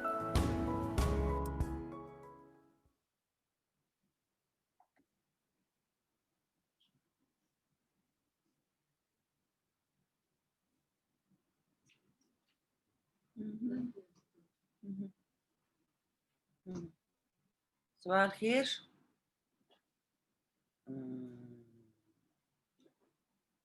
هلو.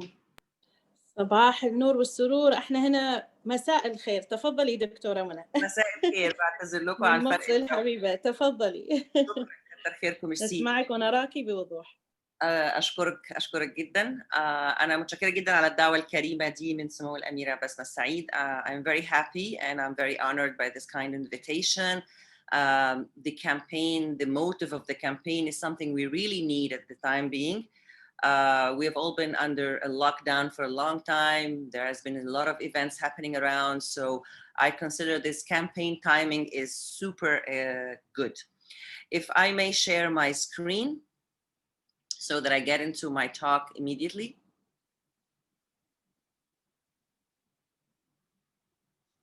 Okay, am I sharing? Share. So you can see my screen now. Can you see my slides? Yes, we can see it. Thank you, Doc. Thank you for helping me through. So briefly, my talk is about kindness and mental health. And since we're talking about كلمة الطيبة أو الطيبة, أو to be kind to others, we have to know why, because definitely there is something that's happening to us affecting our mental health and affecting those who are surrounding us. At the beginning, أشكر الله, أشكر أسرتي, and I cannot forget to be thankful to my university, which is Ain Shams University, which was built in 1950, considered the third non-sectarian native public Egyptian university. I'm thankful to my professors who've taught me, my colleagues who have helped me. I'm thankful to my patients who have been through all these years, helping me to upgrade, audit myself, and improve my skills. Now I want to play a small game with you that is called LFM game. I've invented this game, which is that we're going to see a couple of pictures. I need you to look to these pictures. You will feel something. I need you to memorize the feeling. So the first picture, if it's clear for you, it's about a young man who's helping an old lady to pass the pedestrian, to cross the street. شاب لطيف بيساعد واحدة ست كبيرة إنها تعدي الشارع. When you saw this picture, there was a kind of a feeling that developed. I need you to memorize this feeling. How did you feel? خليك فاكر أو فاكرة حسيته بإيه. On the other side of your screen, you will see a picture of a mother. And if you can look at her eyes, you will see the despair the mother is in because her child is kashaktik, low weight, crying, suffering from poverty. These two pictures are merely a visual stimulation, إثارة بصرية, that took place in our brain. What happens in our brain? So a visual, an auditory, a word we say, something we see, something we have, we sense by our hands, affects our brain. And how it affects our brain is by reviving a memory that's been there. بنفتكر حاجة معينة, and then this subsequently cause physical and psychological responses. So في رد فعل فسيولوجي في جسمنا and also a psychological وسيكولوجي. Let me take you deeper and go a bit complicated. So when I saw the picture of the man helping the lady or the lady who's suffering from needing to put her son, crying for her son, it triggered a memory. Where does this memory came from? It came either from our moral development about what's right, what's wrong, what's good and what's bad, what should be done and what should not be done, what's preferred and not preferred, which are learned during our upbringing. It triggered also my family. Ooh, I'm locked. I can't press next. Why? Family principles and family in upbringing and what they tell us about what we should do and what we should not do. The mother who helps her son, who's 7 years old, to declutter his cupboards, يتخلص من ملابسه اللي ما عادش يستخدمها, and advise him to give it on a charity, she is giving him the principle of giving. Also the societal norms, which are variant, but at least there is a concept of acceptance of certain societal norms. These are all memorized all through our life, so that when we see a picture today, like the one we saw, it triggers the memory, and this memory will act upon our sympathetic and parasympathetic. الجهاز السمبثاوي والباراسمبثاوي اللي فيكم فاكروا من أيام دروس البيولوجي. And that's why when you see something nice, you feel good. Your heart rate is good. Your respiration is good. You feel tingling sensation in your stomach when you're excited about meeting someone you like or someone you love. And also it triggers an emotion of being happy or being sad. So to cut a long story short and to go a bit deeper, we have to know that our brain works through neurotransmitters and through hormones. So it's like a complicated computer. We have the software, we have the wires, we have the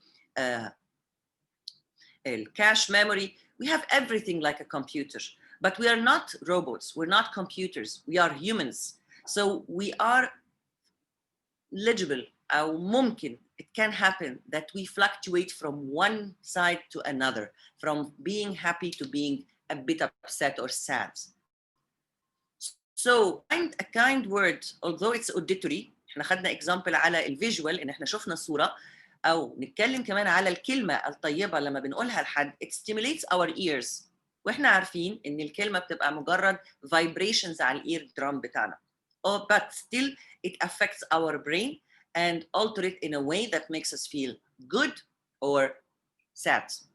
These changes are done via neurotransmitters and hormones circulating throughout the body and affecting all our organs. Some of you might believe me, and some of you might be still doubtful. يا دكتورة الكلام ده ممكن ما يكونش احنا مش مستوعبينه قوي. Those who are still doubtful, I'll ask them just to remember, what did you feel when you passed an important exam to yourself? When you got the job that you wanted? You felt heart rate, respiration, muscle tone, movements of your body were all rocking, skyrocketing. ما فرحان، ضربات قلبي، نفسي، مبسوط. ايه اللي جاب ضربات القلب للsense of enjoyment or being happy about something good happened to you? Why do we feel happy when someone tells us that you look good, you did a good job? Because simply our brain works through the sympathetic and parasympathetic and through the brain centers that recognize the feeling, which is the memory. But what about when we lose a loved one? We feel bad, we feel sad, our movements affected, we feel heaviness in our chest. We feel إن إحنا في حاجة تقيلة على صدرنا، ولما نكون في كرب أو بنكون متضايقين نحس إن في حاجة طبقة على صدرنا. عندنا في مصر نقول طبقة، زي ما يكون حد حاطط رجله على صدري ودايس. I can't take، مش عارف أخد نفسي كامل. And this is what happens when we feel sad or bad. Yeah, I have to go back here. So to be kind to others and to be doing good to others, as a human, there has to be something in it for me. I have to have a reward for it. أنا ممكن أبقى كويسة مع الناس، بس ده هيفيدني أنا بإيه؟ هيعود عليا أنا بنفع شكله إيه؟ وهنا مش معناها إن أنا بزود الأنا بتاعتي فأبقى self-centered or أنانية، وإنما it's a normal physiological فطري إنه whatever I do, I should feel something good about. So let's see what's in it for me. Simply, if you are good to others, this is good to your own system. You boost your healthy hormones and your neurotransmitters throughout all your systems, which helps you to reduce stress, to reduce your sense of anxiety, and to reduce your sense of depression, or to protect you from getting anxiety and depression as a disorder. You connect with oneself, you connect with your own values. What is good to be done, I'm connecting with. I know and I should give my unneeded things to people who need. I know that I should do kind things to people, but I'm not doing it. So if I'm not doing it, I'm not feeling good about myself. You boost your self-esteem. Self-esteem is felt when we do feel that I did something good. When you achieve, when you get the objective done, when you feel that your goal and your target is achieved, this makes you feel good. And this goodness and this good feeling helps you and motivates you to repeat the experience. You upgrade your positive way of thinking, and it's infectious. When you do something good, you are motivated to do another good thing, which will help you to be more kind, more giving to others around you. And giving to others should not be materialistic. Should not be your old clothes, a meal you buy to friends. It could be by being good in the way you talk to people, picking up a phone and checking on an old friend or an old relative.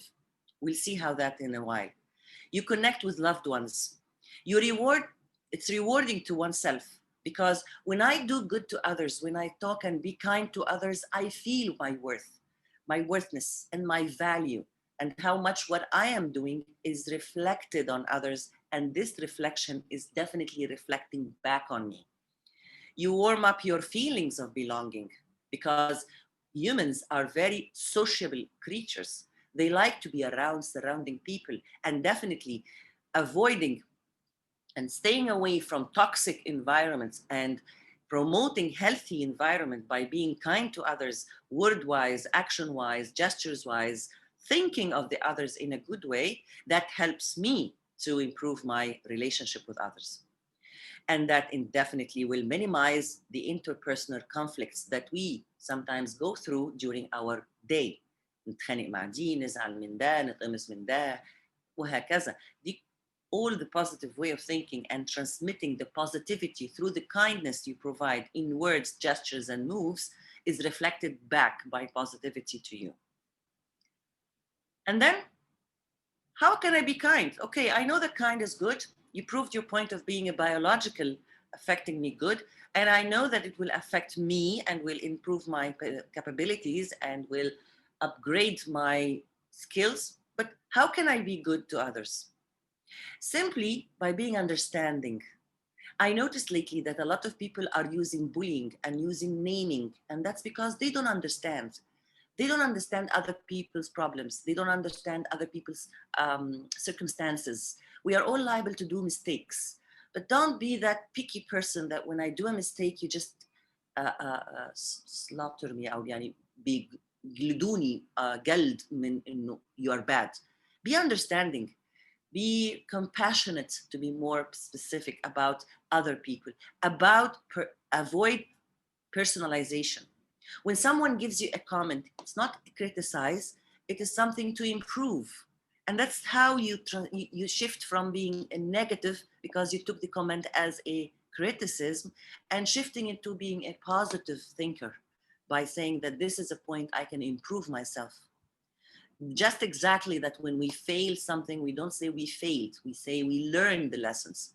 The wording we choose and we select how to say it and how to reflect it to ourselves and how to think about things affects our output.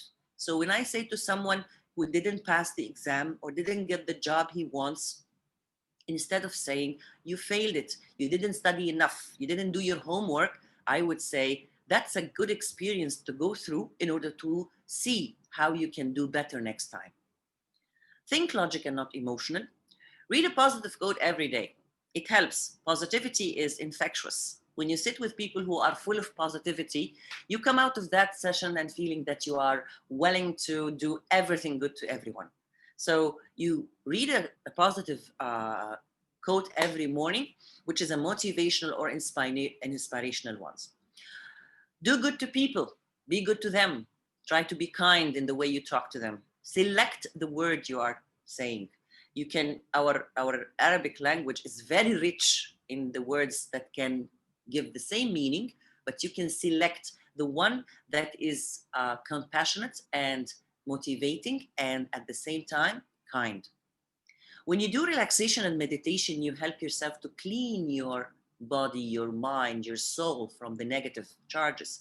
And we have a lot of practices that can help in meditation and relaxation.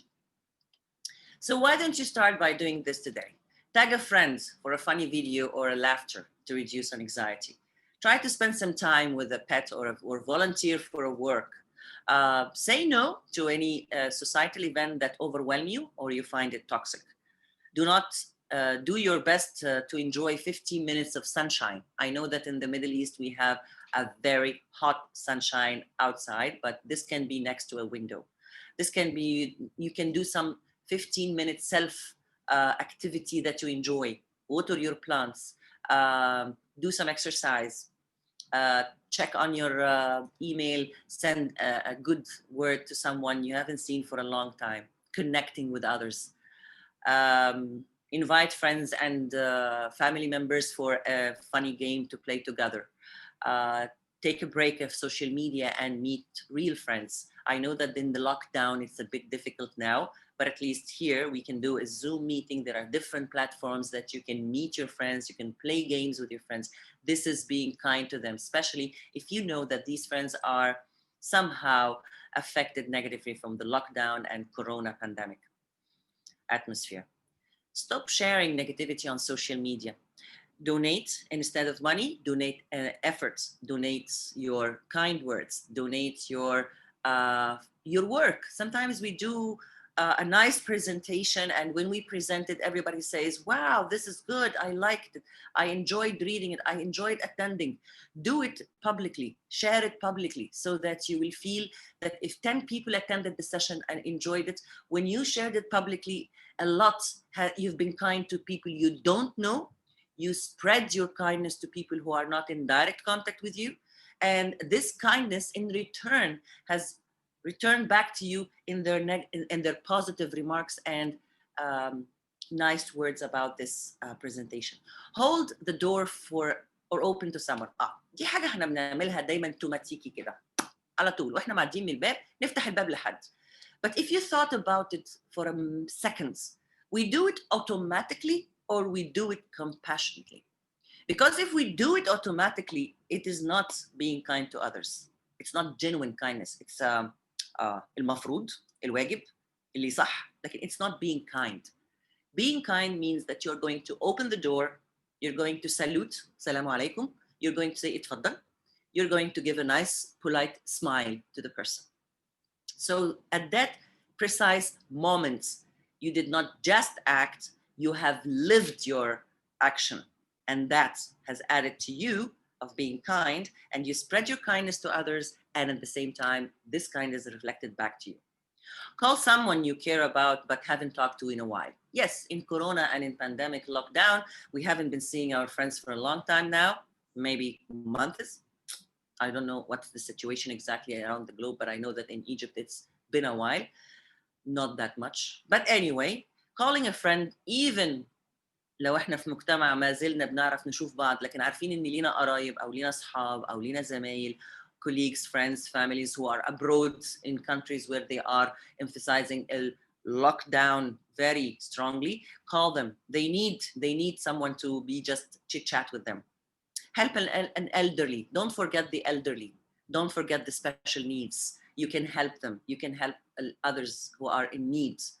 Buy a meal for someone or send a gift card to someone out of no occasion. Doesn't have to be the anniversary or a birthday, but just send a gift card to someone electronically. This will help.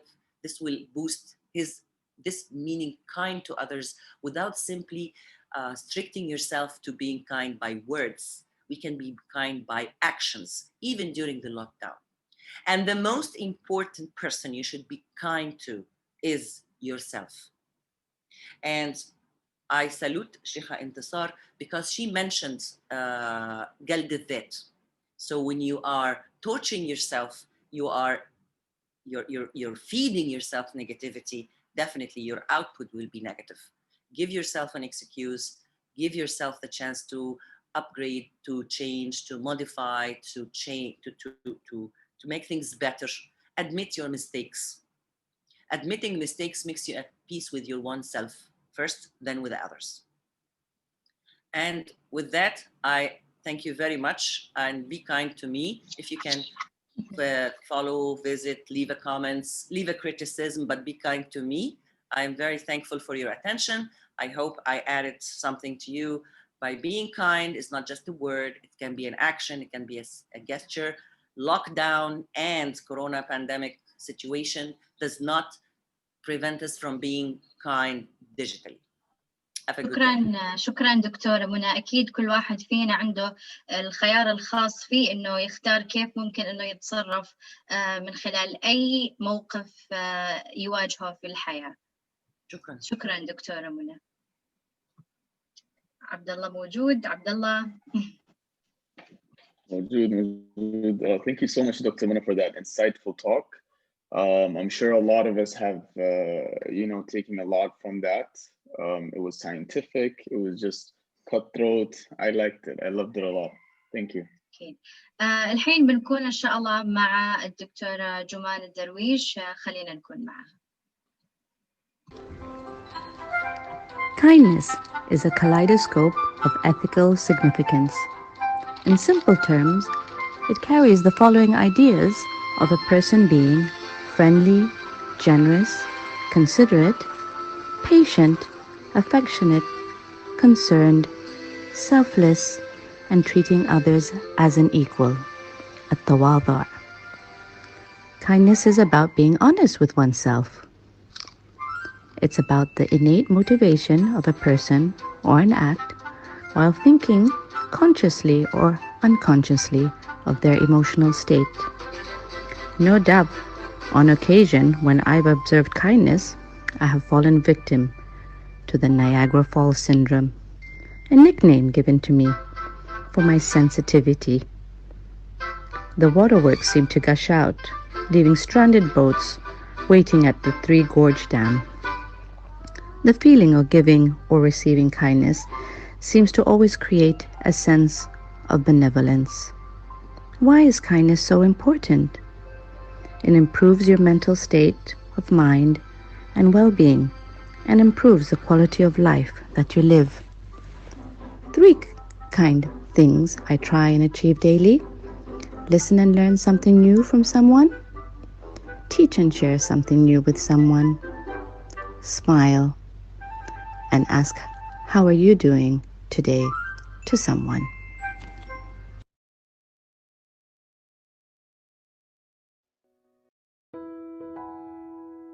Jumana Al-Darwish is an award-winning social entrepreneur and philanthropist. She is the co-founder of international franchise The Happy Box and the founder of global brands The Happy Studio and Happy Hearts Global. Jumana holds a bachelor's degree in community and ethnic studies from Concordia University in Canada and a master's of science and evidence-based social intervention from Oxford University in the United Kingdom and a strategy execution program certificate from INSEAD in France. الفاضلة جمان الدرويش، وهي رائدة أعمال اجتماعية، وهي المؤسس المشارك للامتياز الدولي ومؤسس العلامات التجارية The Happy Box و The Happy Studio العالمية. حصلت جمانة على درجة البكالوريوس في الدراسات المجتمعية والعرقية من جامعة كونكورديا في كندا. وأيضاً اختارت جمانة التوسع في نجاح الشركة وإنشاء علامة تجارية ثانوية، وهي مساحة مجتمعية تشجع التفاعل الاجتماعي بين الغرباء من خلال تقديم ورش عمل فنية وحرفية.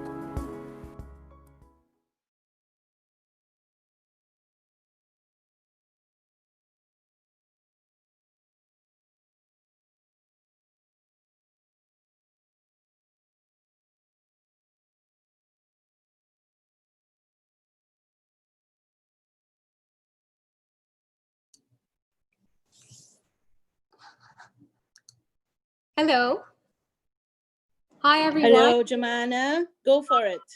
Habibti, thank you so much. My goodness, I'm so honored. And what a beautiful introduction. Like, I started to cry, actually. I'm so grateful to be part of this platform and to really be in discussion of something so important, which is the beauty of our minds and for it to be at peace. This is something that needs to be discussed actually daily, because once we celebrate our minds and our minds are at peace, everything else flows beautifully. I wanted to take this opportunity to thank you, Your Highness, for providing me with this platform, but also to the various speakers. Mashallah, I have learned so much from you all. And this is such a wonderful opportunity for knowledge exchange. In terms of our story, so I'm going to start with my story in happiness, which started in 2014. And then I'll take you through some of the enterprises that I started. And then I will touch upon the importance of kindness and happiness and how they're connected. And I hope to conclude with some recommendations that we could use for our own children and implement it on a day-to-day basis, because at the end of the day, they are our future. And we want them to be mindful, we want them to be kinder souls, and to really create positive global impact. So by way of introduction, I started my journey in 2014 when I was in pursuit of my own happiness. So there was a point in time, I had just turned 30, I had just become a new mom. I'm living in Dubai, had a beautiful, stable job, worked in philanthropy, a beautiful family, and alhamdulillah, you know, a lot was going for me then. Most of my personal goals at that time, I had attained them, but I had this itch and just something was missing. I felt so disconnected from myself and I felt so unhappy that I felt that I needed to move mountains. I needed to change. I needed to create global change and help others around me. And so literally one night I woke up and in the middle of the night, I felt like this rush, like, and I felt like, okay, I needed to start something of my own. And so I left my job, which is something that I absolutely loved. and I started my first enterprise, the Happy Box. And the Happy Box is an educational company which aims to promote family bonding and community cohesion through the love of art and education in a super fun, dynamic way where children receive boxes. There's crafts inside that are developed all by us. And the children take a moment in time to really connect with their family members and do these activities. I found that the more that I asked moms around me and community members, all of them, when I asked them, what makes you happy?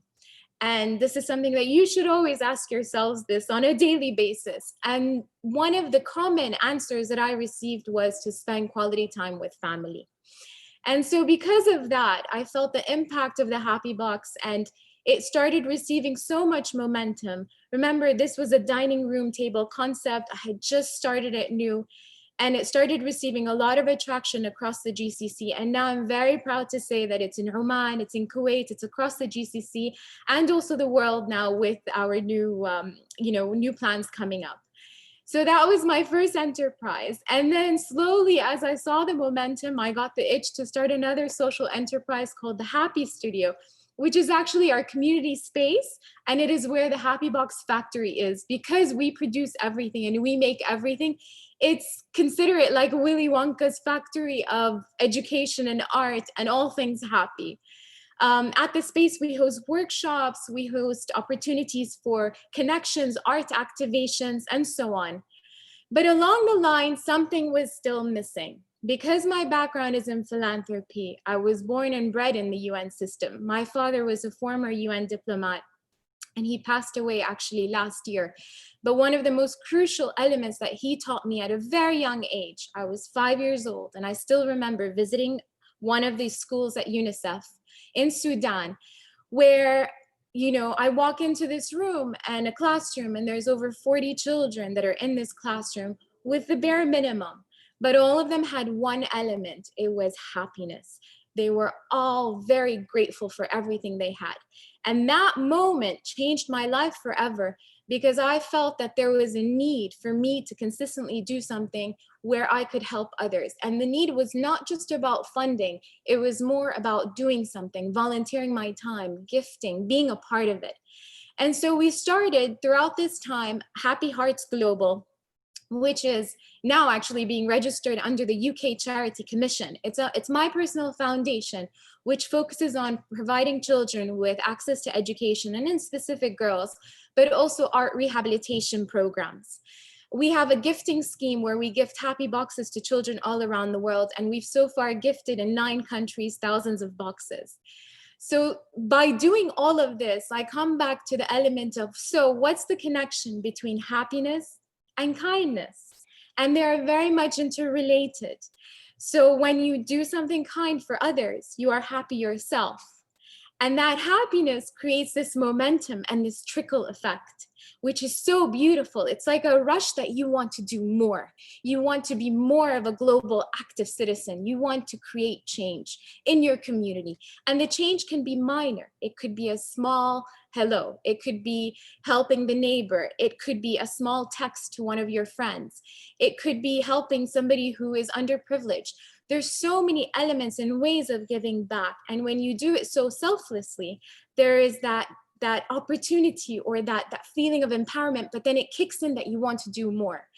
So I really have to say that kindness is the invisible currency of both, happiness, of success, of health. When you feel good, you want to do so much more.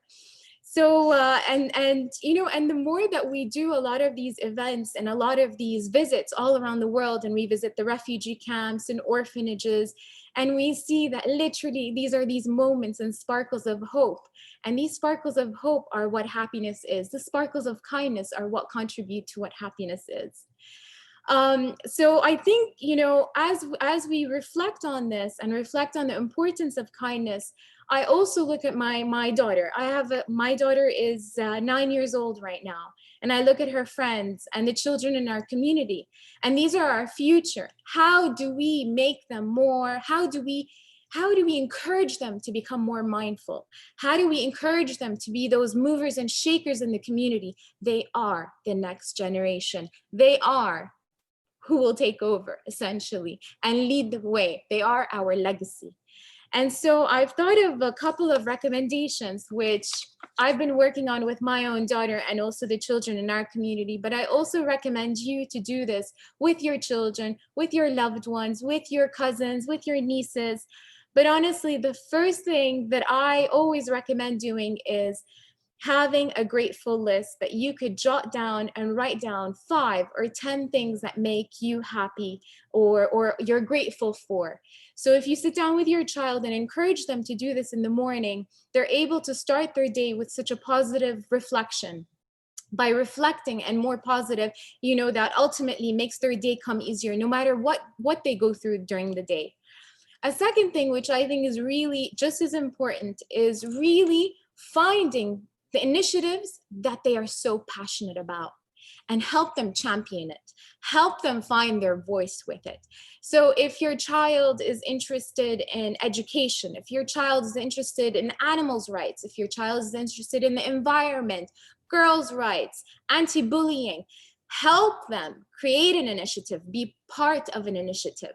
So we currently actually have an initiative with Her Highness Basma, Princess Basma. What we're doing with Whispers of Serenity is we have the Happy Letters campaign, which is actually around the GCC now. It's a global campaign that we launched with several of our offices, including in Kuwait it's running, in Oman and in Bahrain and Dubai as well, where we're encouraging children to write letters of hope to support the children of Lebanon, given the circumstances that they've been through in August.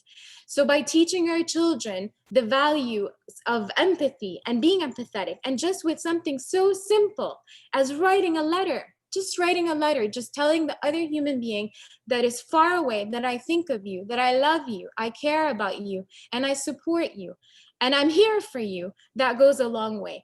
These letters of hope are minor and kinder acts of kindness that have such a massive impact.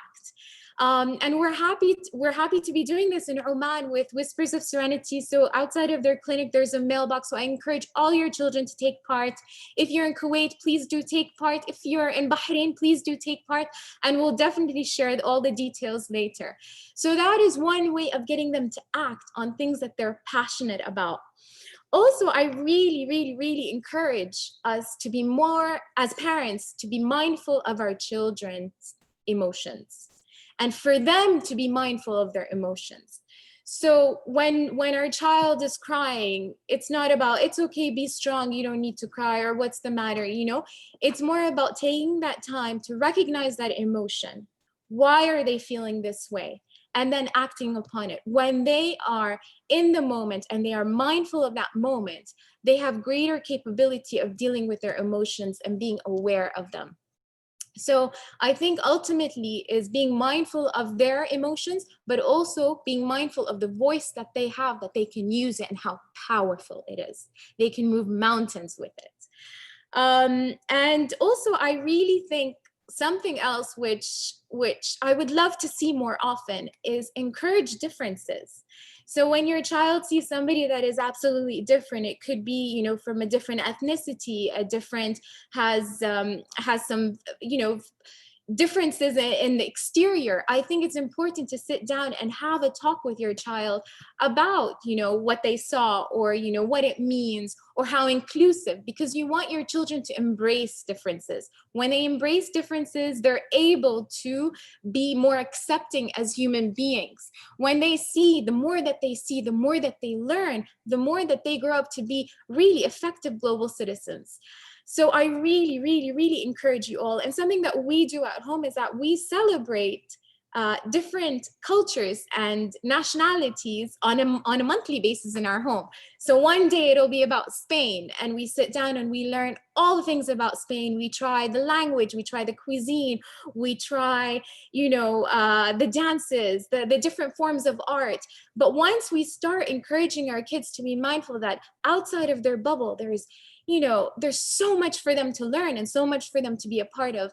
This ultimately contributes to their mindset. They become open as human beings, more accepting, but also kinder individuals. I'm going to conclude by saying that, you know, with everything that I've said, we must take care of ourselves. So if you are not kind to yourself, if in the morning when you wash your face, and this is something actually I had to work on with my coach, my business coach, because you have that little voice always. So as you're washing your face, a little voice pops up and starts saying, well, you're not doing enough. Why are you like this? Or what is this? And this is self-sabotaging ourselves. And this has to stop.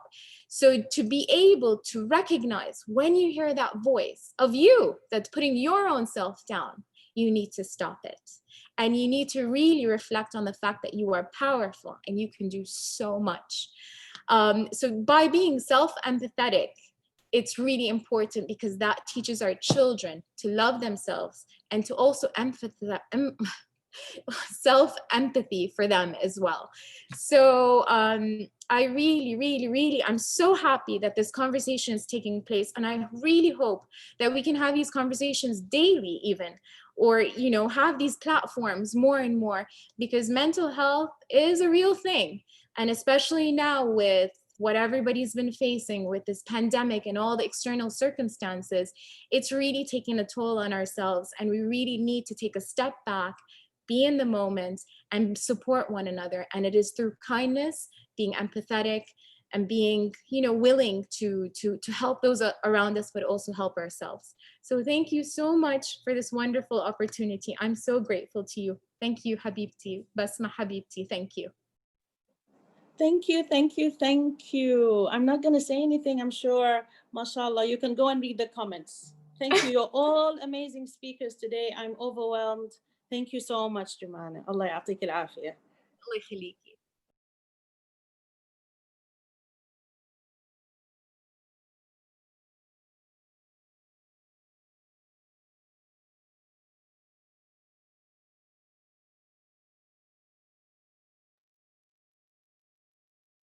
Kindness is having an open mind. Kindness is respecting everyone regardless of their gender, race, religious beliefs, or social status, and treating them as human beings first.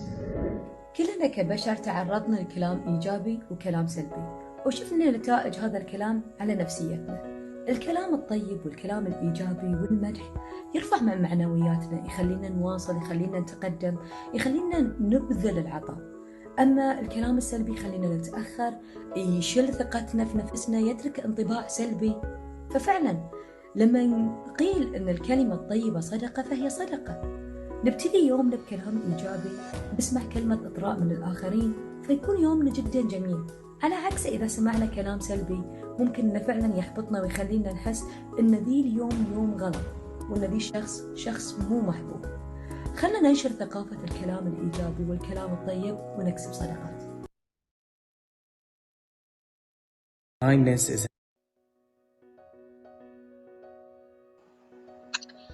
شكرا لكل الموجودين. إن شاء الله بناخذ كذا بريك 5 دقائق. خلوكم معانا، لا تسكروا الفيديو، خلوكم معانا لا تسكروا الميتينج. بنلتقي بعد 5 دقائق إن شاء الله.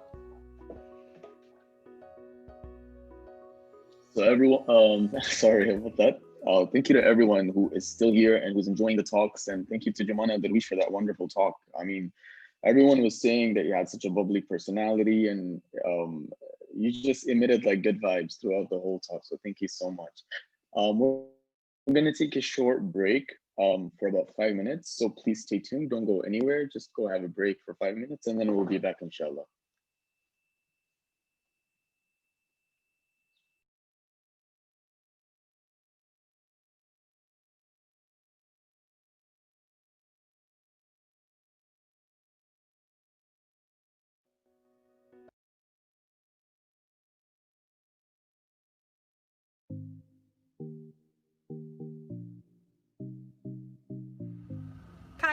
Kindness for me has been the kindness of strangers, witnessing others going the extra mile to make other people smile.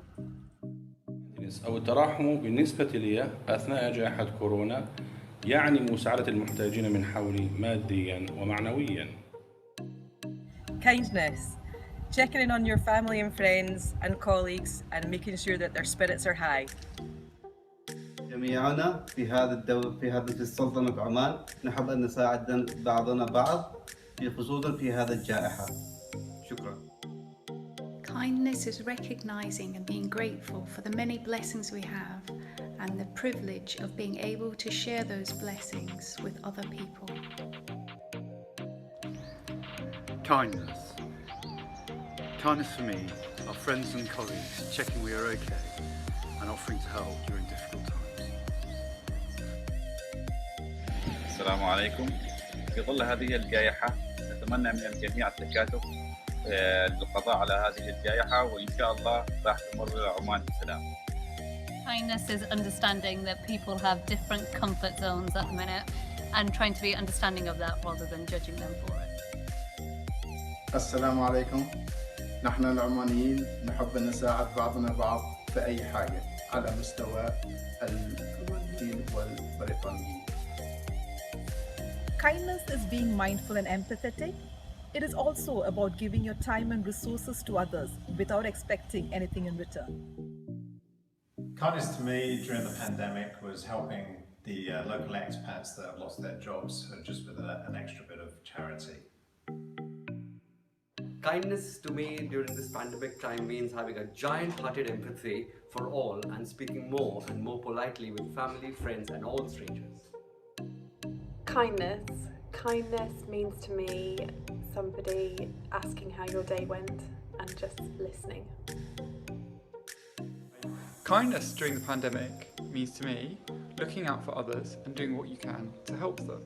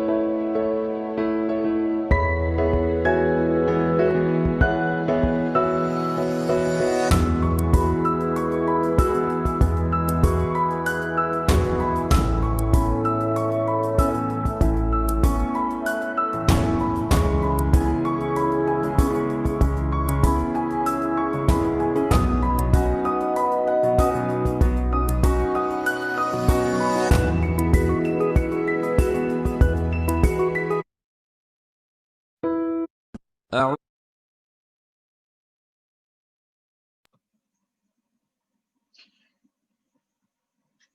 شكرا للي موجودين معانا وشكرا لانتظاركم.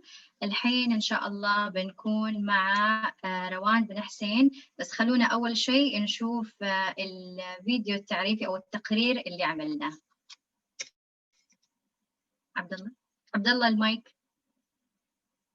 عبد الله. Okay, sorry.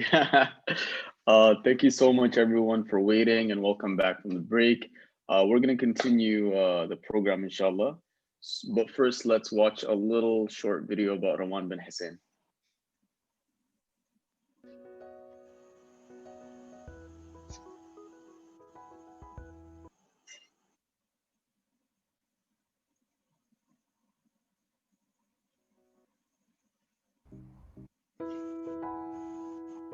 Rawan is a 23-year-old with a law degree from London. She's an author of the novel As If No Woman Has Ever Loved. She's an entrepreneur, and she's the founder of the beauty line House of Rawan. And she also happens to be an award-winning social media influencer. Rawan is also the founder of the first female lawyers association, Rawan's Initiative for Law in Kuwait. Rawan has been on the cover of several publications such as Layalina, Cosmopolitan, Kul Usra, Laha, and has been featured on other magazines such as Vogue Arabia, Harper's Bazaar, and Marie Claire. الممثلة اللبنانية رنا، وهي أيضا مقدمة برامج وناشطة، أسست بيني وبينك، وهي منصة على الإنترنت للمرأة العربية متعددة الأوجه في رحلة إلى التمكين وتحقيق الذات.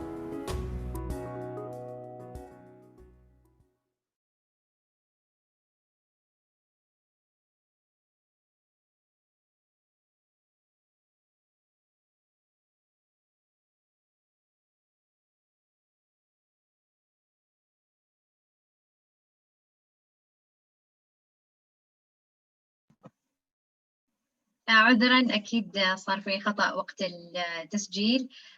روان بن حسين أكيد الكل يعرفها. أهلا بيش يا روان.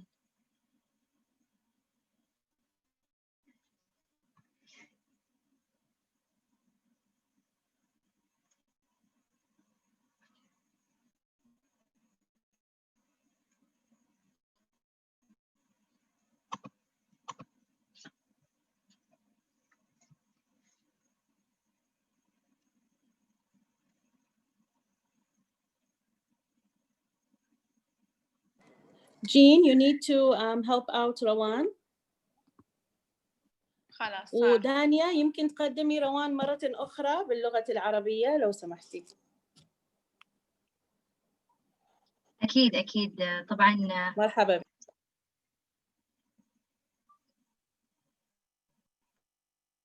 Hello everyone. Hello, we can hear you, Rawan. Thank you. أيوة تسمعوني؟ Yes, we can hear you. Should I start or do you want to do your introduction? أكيد بنقدمش. طبعا روان بن حسين هي خريجة القانون في لندن وعمرها 23 سنة، وهي مؤلفة رواية بيوتي لاين، وهي مؤثرة على وسائل التواصل الاجتماعي، وهي حصلت على عدة جوائز كأفضل مؤثرة جمال في المؤتمر العالمي للمؤثرين لعام 2019. أهلا بيش يا روان. شكرا جزيلا على هذه الفرصة الحلوة. صار لخبطة شوية بس it's okay. I will be kind and forgiving. أدرينا على اللخبطة. ما في مشكلة حبيبتي أنتي. أول شيء شكرا وايد على هالمبادرة الحلوة اللي جت في وقت صج العالم كله يحتاجها. أول شيء راح أبدي بستوري تيلينج. راح أقول لكم منو روان من عمر صغير. أنا كبرت في الكويت من عائلة متوسطة. كنت جدا شطورة في المدرسة وكنت أحب الدراسة، ولكن كنت أعاني من وزن الزايد، من السمنة يعني. في عمر صغير تعرضت لكثير من التنمر، فقررت أنه أنا أنزل من وزني، لأنه حطيت في بالي أنه يمكن إذا نزلت وزني راح يتقبلوني الناس، راح يحبوني الناس. بالفعل رحت ونزلت من وزني، رديت للمدرسة بعد الصيف وأنا رشيقة وأنا ضعيفة وأنا ماني سمينة anymore. لقيت إنه البنات لسه قاعد يتنمرون علي، لسه لقوا فيني عيوب ثانية، والله بيضة كثير. كانوا يقولوا لي أيام وقتها كنت صف يمكن 9 أو 10، كان في فيلم توايلايت، ففي توايلايت الناس بيض وشعرهم نفس لون شعري، فكانوا يقولوا لي إذا شربت الفيمتو راح يبين وهي تشربه. الضايق قلت حق ماما خليني أروح أسوي تان. ماما قالت لا، مثل ما أنتي حلوة وجميلة تقبلي نفسك. قلت أوكي ماما غيري لي المدرسة، وبالفعل غيرت المدرسة 3 مرات، وكل مدرسة غيرتها كنت ألاقي مجموعة من البنات اللي يتنمرون علي واللي يخلوني أرد البيت وأنا أبكي وأشتكي لأهلي، وأصير حتى ما ودي أحضر المدرسة ولا ودي حتى أن أنا أحضر الصف، مع أني كنت بنية شاطرة وأحب الدراسة وايد. هني أمي قالت لي جملة لسه مزروعة في عقلي اليوم، أنا وعمري 23 سنة ولسه أتذكر هذه الجملة، واللي هي يا ماما لو مهما غيرتي المدرسة you will always find these type of people. لو مهما وين ما رحتي راح تلاقين مجموعة من الناس متنمرين. The problem is not with you. البروبلم هي إنه في كل مجتمع وفي كل بيئة لازم أنا ألاقي هذول النوع من الناس لسبب ما يفشون غلهم في التنمر على الآخرين.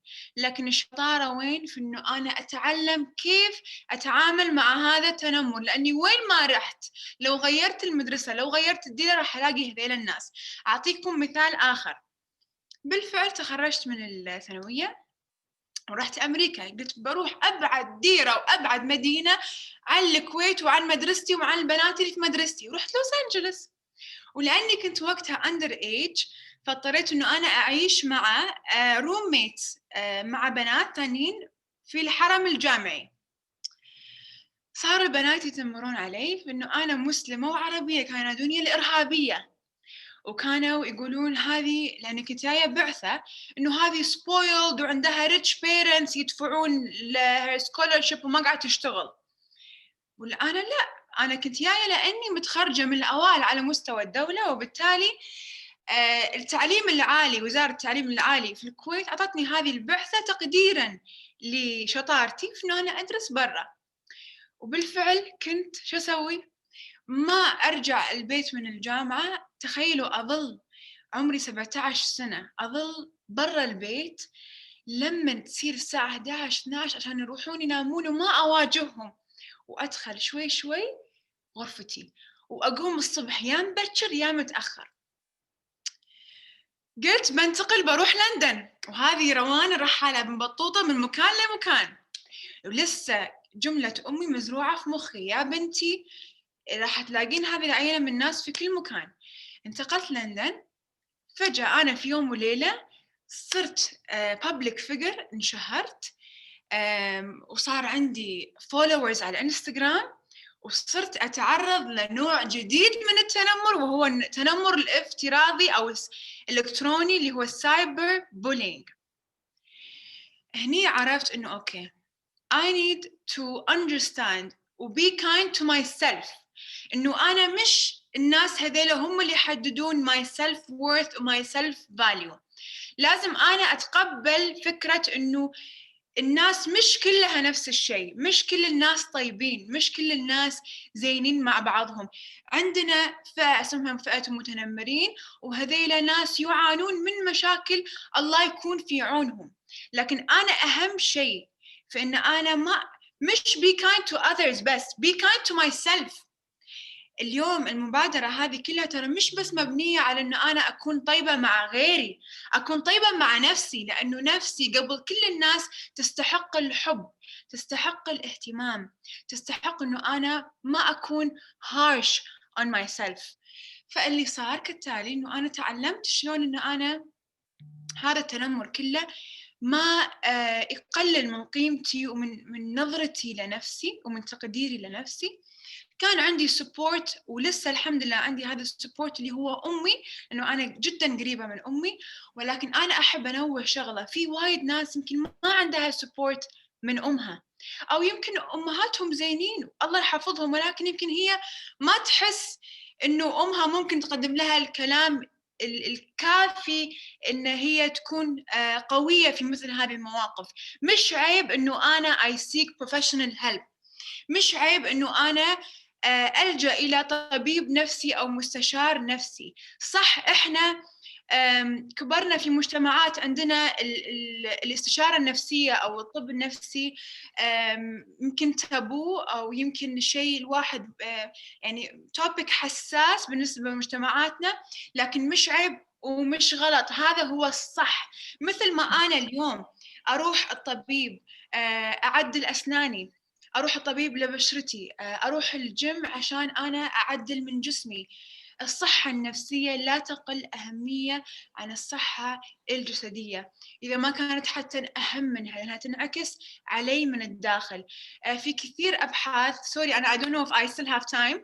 أيوة. بس أنا بغيت عشان تكلمتي عن التنمر بغيت أسألش يعني أنت ما شاء الله مؤثرة في مجال السوشيال ميديا، كيف ممكن روان تأثر على البنات إنه ما تخليهم يفكروا كثير في التنمر، أو هل الكلمة الطيبة تأثر وتساعد في حل مشكلة التنمر؟ أنا من سنين كنت جدا صريحة وشفافة مع متابعيني، وبالفعل حكيتهم ترى عن هذه القصص اللي أنا مريت فيها. شلون المؤثرة ممكن تأثر؟ أكيد بما أن أنا مؤثرة وعندي ملايين من المراهقين ومن الصغار ومن حتى الناس اللي بعمري يمكن أكبر مني يتابعوني، يحبوني، يحبون ماي لايف ستايل، يحبون لبسي، يحبون شكلي، يحبون المطاعم اللي أروح لها مثلا، كمان راح يحبون أسلوبي والنصائح اللي أنا أعطيهم لهم. بالفعل إحنا كإنفلونسرز اليوم دورنا جدا مهم، ودورنا لازم ما يقتصر بس إنه أنا أطلع اليوم وأقول والله هذه سلسلة حلوة وهذا مكياج حلو وهذا مطعم حلو. لازم أنا أوعي متابعيني، لازم أنا أكون جزء من السبورت سيستم لمتابعيني. كمان أنا أشكر السوشيال ميديا اللي صغرت لنا هذا العالم الكبير. صرنا اليوم إحنا وين ما كنا مجتمع واحد، نتورك واحد، صارت الدنيا صغيرة، فالناس تحس إنه أنا كأني عايشة معاهم، كأن صديقتهم يطلعون معاي، يسولفون معاي، يشوفوني كل يوم من الصبح إلين الليل. فأنا أكيد كروان دائما أذكر البنات إنه it's okay إنك أنت تروحين you seek professional help. it's okay إنك تشوفين عندك متنمرين في صفك أو في عملك. leave the situation, don't deal with them. ممكن صحيح إنه كلمة طيبة تأثر على هذول المتنمرين في إنه أنا بدال ما أواجه التنمر بالسب أو بالإساءة، ممكن بالفعل طيبتي معاهم أحرجهم ويشوفون إنه ما في داعي إنهم يتنمرون علي، ما في داعي إنهم يسيئون لي، لأنه ما في فايدة، ما راح يلاقون مني ردة فعل سلبية تغذي هذا النقص وهذه المشكلة اللي هم عندهم إياها. شغلة كمان أحب أنوه عليها هي سبحان الله كيف ديننا الإسلامي، مع أنه أنا ما أعتبر نفسي religious، بس أنا أؤمن أنه ديننا الإسلامي دائما سباق في غرس هذه القيم والمبادئ. في الرسول عليه الصلاة والسلام قال الكلمة الطيبة صدقة، تبسمك في وجه أخيك صدقة. هذه كلها أفعال تنم عن الطيبة of kindness. من كثر ما هذه الأفعال في نظر الإسلام مهمة، صارت أفعال أؤجر عليها. شفتي قد إيش أهمية الطيبة حتى في ديننا الإسلامي؟ إيش كمان؟ بغيت أسألش، بما أن شعارنا نحن الحين عن الطيبة كن طيبا، هل في موقف أو إيش كلمة الطيبة لما تسمعيها، هل في موقف معين يجي في بالش؟ صار لش موقف معين قلتي كلمة طيبة أثرت لشخص محدد في حياتك مثلا؟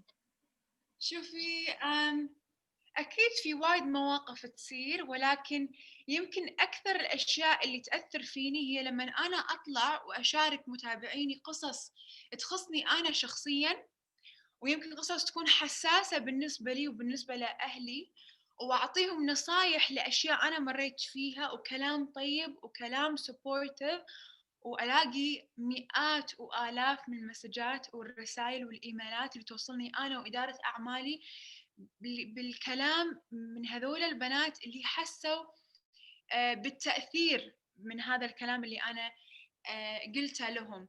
حلو إن الإنسان يكون له تأثير على الناس. حلو إن أنا اليوم عارفة إنه أنا كلمتي الزينة إذا قلتها ما حتأثر على شخص، حتأثر على آلاف الأشخاص. حلو هذا الشعور لما أنا أحط ستوري في كلام يمكن supportive للبنات أو كلام فيه positive energy وأثر على مود كم بنت يمكن ما قاعد تمر في ظروف زينة.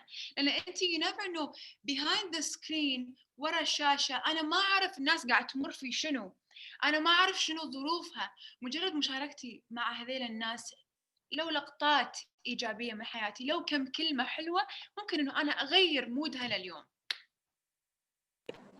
فعلا ما شاء الله. أريد أخبركم شيء يمكن في حق روان. طبعا روان بنحط لك الفيديو أوكي مصلح زين بس بعده تحمسوا. Just wait a minute Jean, I just finished what I want to say. Okay. يمكن كثير من الناس لما نشوف حد على السوشيال ميديا ناخذ عنهم انطباع معين صح؟ لكن أنا عن تجربة أنا كلمت روان قبل ما يكون عندنا هالفعالية. روان من الناس اللي من زمان احنا تكلمنا عن موضوع الصحة النفسية وهي حطت كومنت عن أهميته، هي ما تتذكر لكن أنا أتابع وأشوف. فلما كلمناها كانت كثير يعني متعاونة، وأنا بصراحة أنا عارفة إن هي مخلصة له حقوق، بس ما كنت عارفة إن هي على فكرة بادية تدرس حقوق في جامعة كينغز كوليدج. وأتوقع هذه الجوانب يمكن إحنا ما نشوفها، نشوف جانب واحد لأنه إحنا نريد نشوف جانب واحد.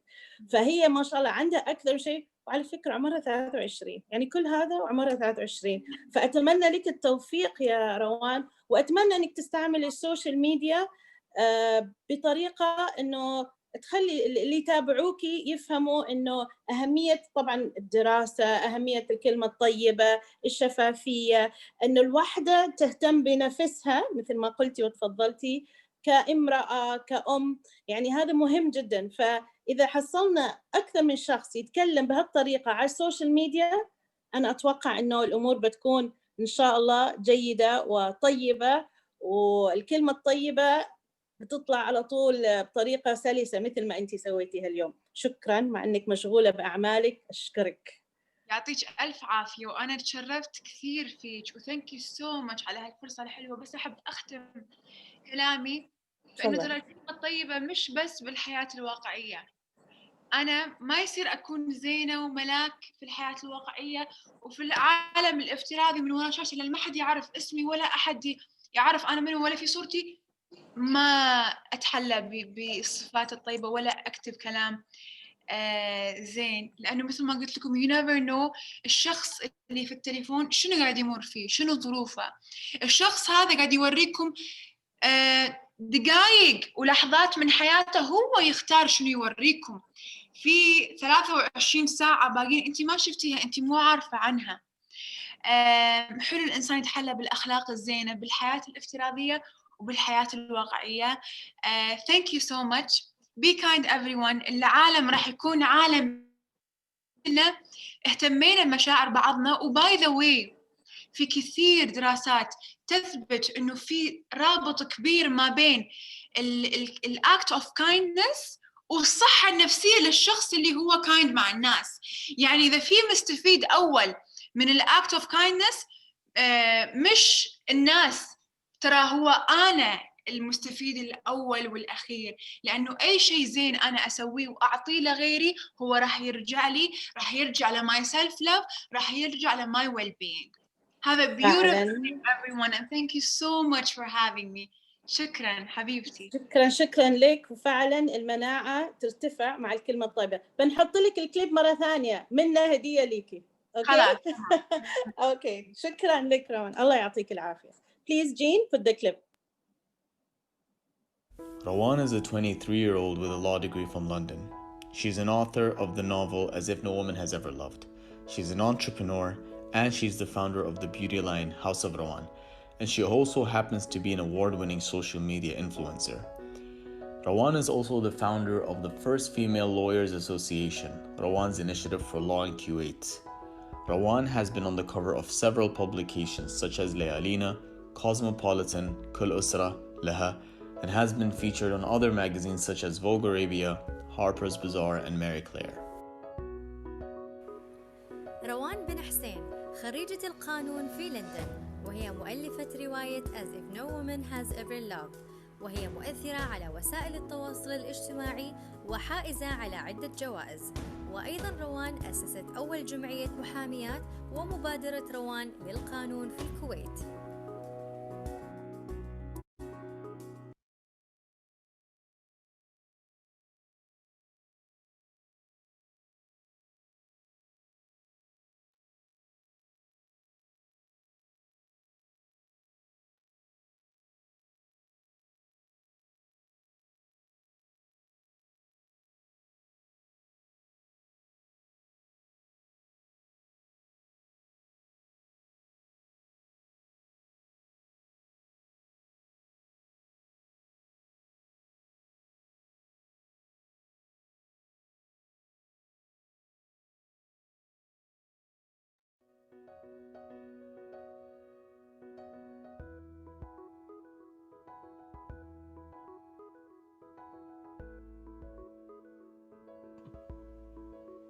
شكرا روان، شكرا على الطاقة الإيجابية اللي عطيتينا إياها.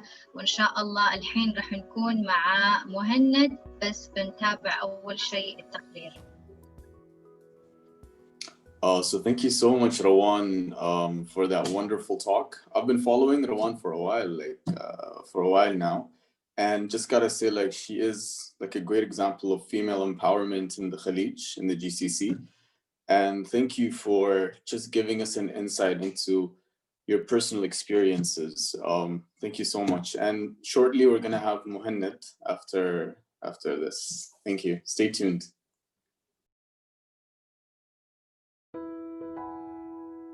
Shalini Vandera is a global beauty entrepreneur. مرحبا. بمناسبة اليوم العالمي للصحة النفسية، اسمحوا لي بداية أني أشكر جناب السيدة بسمة وعيادة همس السكون لإقامتهم هالمنتدى.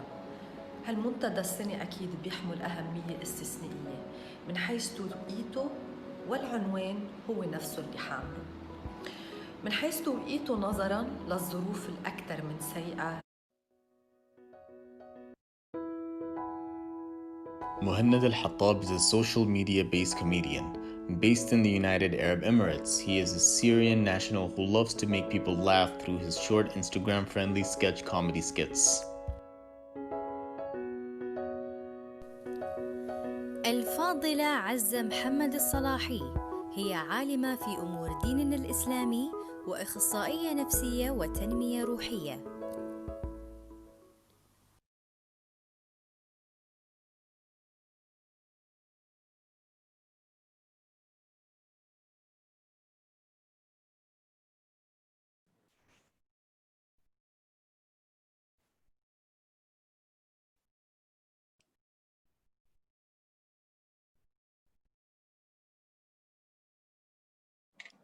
تفضل يا مهند. مرحبا. مرحبا. Can you see me? Yeah. We can see you. Hello. Hi, everyone. Hi, Basma. How are you? We are fine. Abdullah will be with you, and please kick off and tell us all about you. We're very excited. Thank you. I'm excited to be here. My name is Mohannad, and I'm a social media-based comedian, as you saw in the introduction video. And I was born in the UAE. I studied in the UAE. I graduated my bachelor's in marketing and management, and then I did my master's in marketing. And then I started making people laugh, and it's been extremely rewarding in so many ways.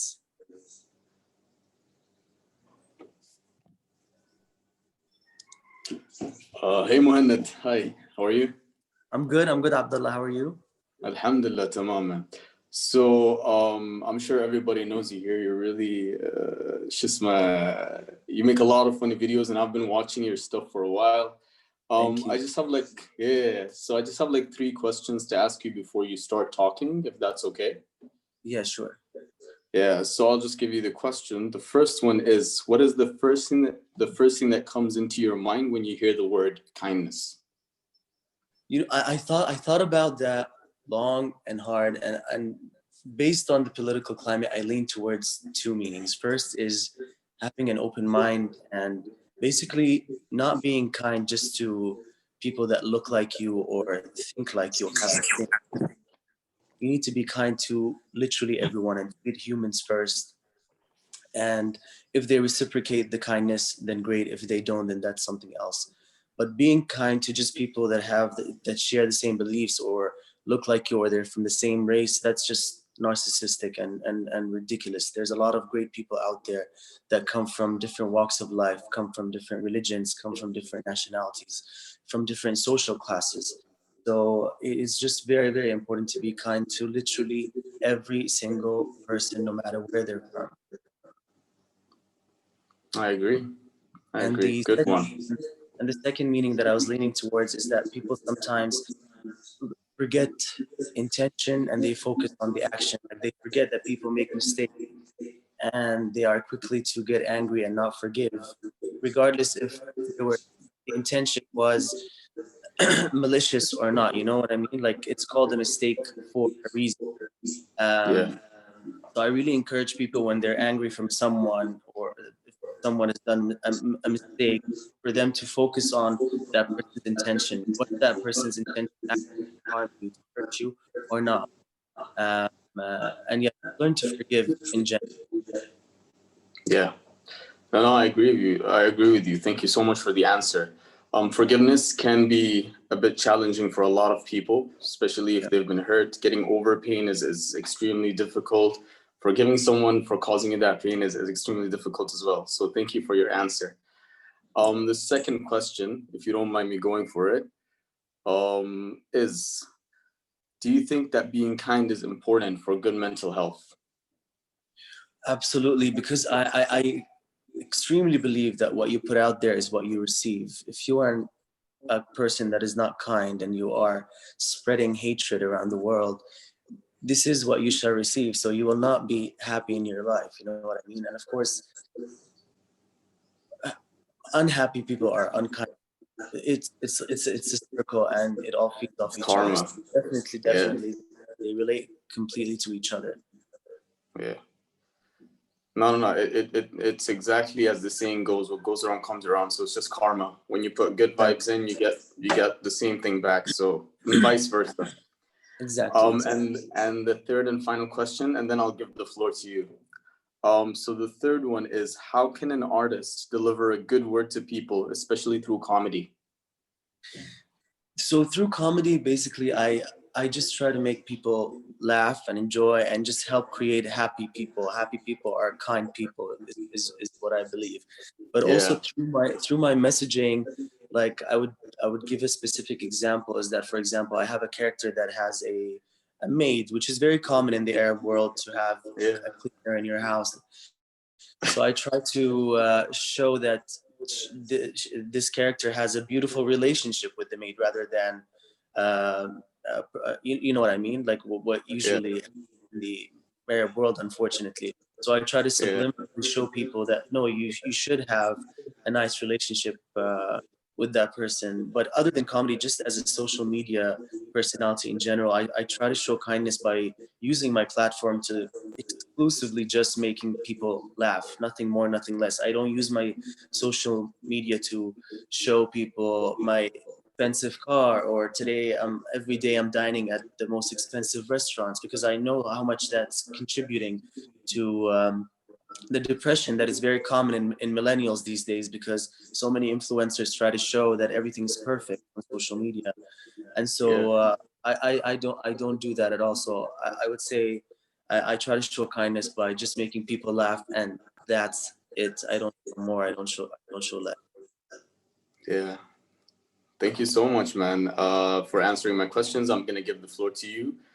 Yeah, and recently I think the latest video that I watched of you was, I think, when you were depicting a woman who's suffering from the pandemic and she's broke. And it was like split into, that was so funny, man. So yeah, I sent it to all my friends. So thank you yeah, so much. thanks for that. Yeah, it was great. Thank you so much. The floor is yours. Thank you. I don't have much to say. I just want to say basically, in the end, I just want to say for people who are, for married couple or couples or people who are willing to have kids, do not have kids if you are not ready to smother those kids with love. All it takes to be a kind person is having a happy environment at home. So please, please, please, whoever is thinking of having kids, make sure that you are fit to be loving parents, because this is how you create kind people. And not having a loving environment at home, this is how you create unkind people. Mostly, of course, that's not the only way, but mostly, this is how it is. So I can't stress enough about the importance of having love at home. And yeah, that's basically it. So I have a guilty pleasure I want to say, and I want everyone else who knows me and who doesn't, who watches Mohannad's videos, please raise your hand here in the chat. I watch them a lot and I distribute them a lot, and I laugh, and it makes me feel good. I think why I'm saying this, maybe a lot of people think kindness is just, I mean, we are talking about a good word, but also spreading laughter, making us smile, making us laugh. It's a really nice feeling. I want to tell you guys something else about Mohannad also. So I'm getting to know, remember in the beginning, I said I got to know a lot of people. Mohannad never says no. I message him. He's like, yes, okay. And from a long time ago, he didn't know even who I am. I remember even asked him once about something very random just to check, and he answered me. He's a very nice person, by the way. Like, it's not just he's funny. He's people think if somebody's funny that he's not intelligent, but it takes intelligence to be funny. I don't know if you guys get it. Because a lot of people, remember Mohannad when you told me people think it's just a clown?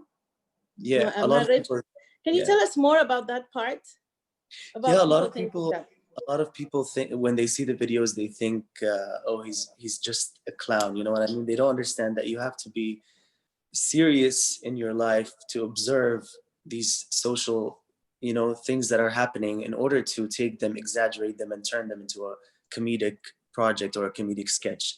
So yeah, it is unfortunate that some people think of comedians as just clowns, but I would love to let people know that that is not how it works. You know what I mean? That we're not just like idiots running around the world. I'm not always wearing a wig on my head or a t-shirt on my head and talking in Are you sure you're not wearing that t-shirt on your head? This is all natural. That's all the hair you had. There's a lot of hair. No, but seriously, in mental health, making people laugh, even if we have laughter yoga and it moves all your muscles and it's a good thing. In times like this, being able to do a video like what you do takes more effort, because you also, Mohannad, are going through things. We're all going through things together. So to have time to actually make a video, do a script, it's not peanuts, guys. And this guy is a graduate from business school. Is that right, Mohannad? Yeah, I did my bachelor's in marketing and management, and then I did my master's in London in marketing.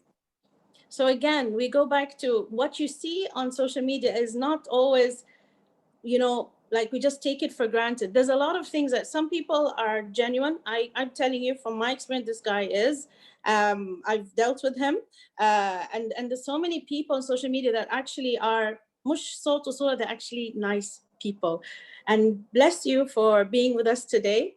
And make us laugh all the time, please, Mohannad. Don't stop. And tell us when you do this and you make people laugh and you see them happy and giving you comments. هذه كلمة طيبة. It's being kind. How do you feel? It feels amazing. Like, I swear to you, I'm not exaggerating, but there are times that messages have made me cry from happiness. Like, I've received messages telling me that I've helped them through chemotherapy. I've received messages that when people told me that I've helped them through their pregnancy when it was a tough pregnancy. And when I read these messages, yes, I did tear up, and I it did motivate me to keep going, and because I've been doing videos for around 8 years now, I think, which is insane. And I'm still not bored of it because of such responses. Subhanallah. And even though sometimes you tell us about stories of people not kind, recently you had said a story about a certain someone that isn't kind. We're not going to say in case a certain someone's watching. But the way he says it, and the problem is with Mohannad, even though he's speaking to us now, this is the serious Mohannad. I don't know how you guys feel. Don't you feel like, oh, now he's going to say something and now he's going to crack a joke? Or now he gives you that vibe of Ana Farhana when I see him, or يضحك. Allah يعطيك العافية. And أنا من الناس اللي I love the Egyptian language a lot, the Egyptian accent, not language. And you executed perfectly. Thank you so much today. Would you like to say anything in the end?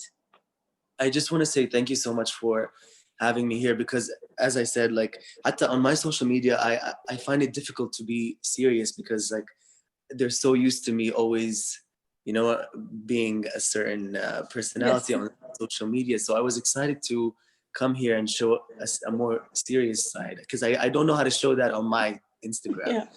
So thank you so much for having me. It was lovely. Thank you so much. Thank you so much. One last question. When you're in an event, because as therapists, when we're in an event, somebody automatically will say, can you read our minds? Can you, تقدري تحللين? Stuff like that, the typical. So what do they tell you? Oh, Mohannad, could you now tell us a joke? Or how does it work? Yeah, it happens a lot. Like not just at events. Sometimes when they stop me for a photo, they tell me, they put the camera on my face and they're like, say something funny. And I'm just like, okay. So I usually just now at this point, I just say, Yalla, like, just That's what I felt you were going to do from أول ما أنت تتكلم. Thank you so much. Made my day. The Yalahwi. I had a lot of Yalahwi moments today in this webinar. So thank you. Good luck. I know it's very complicated. Shukran. We're going to put your video again because there was a little bit of a glitch. And no thank worries. you so much. Bless you. يومك جميل إن شاء الله. شكرا. You too. Bye everyone. Take care. مع السلامة. شكرا لك.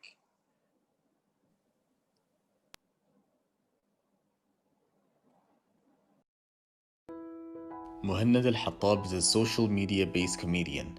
Based in the United Arab Emirates, he is a Syrian national who loves to make people laugh through his short Instagram-friendly sketch comedy skits. مهند الحطاب كوميدي قائم على وسائل التواصل الاجتماعي ومقيم في الإمارات العربية المتحدة، وهو مواطن سوري يحب إضحاك الناس من خلال عروضه الكوميدية القصيرة والمحبوبة على الإنستغرام.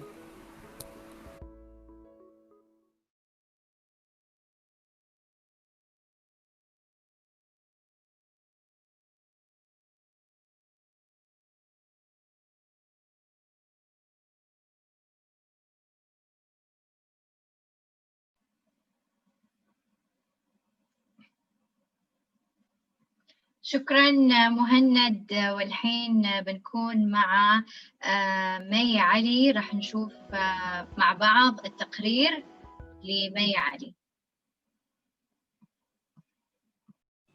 Thank you so much, Mohannad. We're gonna move on to our next speaker of the day, which is May Ali. Say it.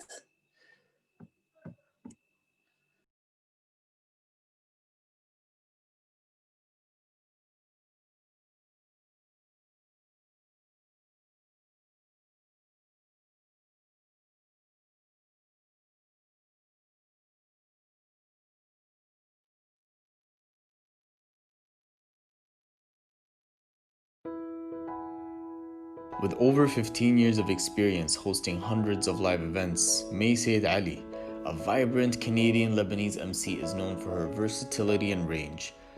Along with being a flexible professional, May has in-depth knowledge of a wide variety of industries and the brands within them. She will deliver the ideal balance of fun, sophistication, and information every single time. الفاضلة مي علي ومع أكثر من 15 عاماً من الخبرة استضافت مئات الأحداث الحية، وإلى جانب كونها محترفة مرنة تتمتع بمعرفة عميقة بمجموعة واسعة من الصناعات والعلامات التجارية، وتقدم مهنتها بإيجاز ودقة، وتقدم التوازن المثالي بين المرح والتطور والمعلومات في كل مرة.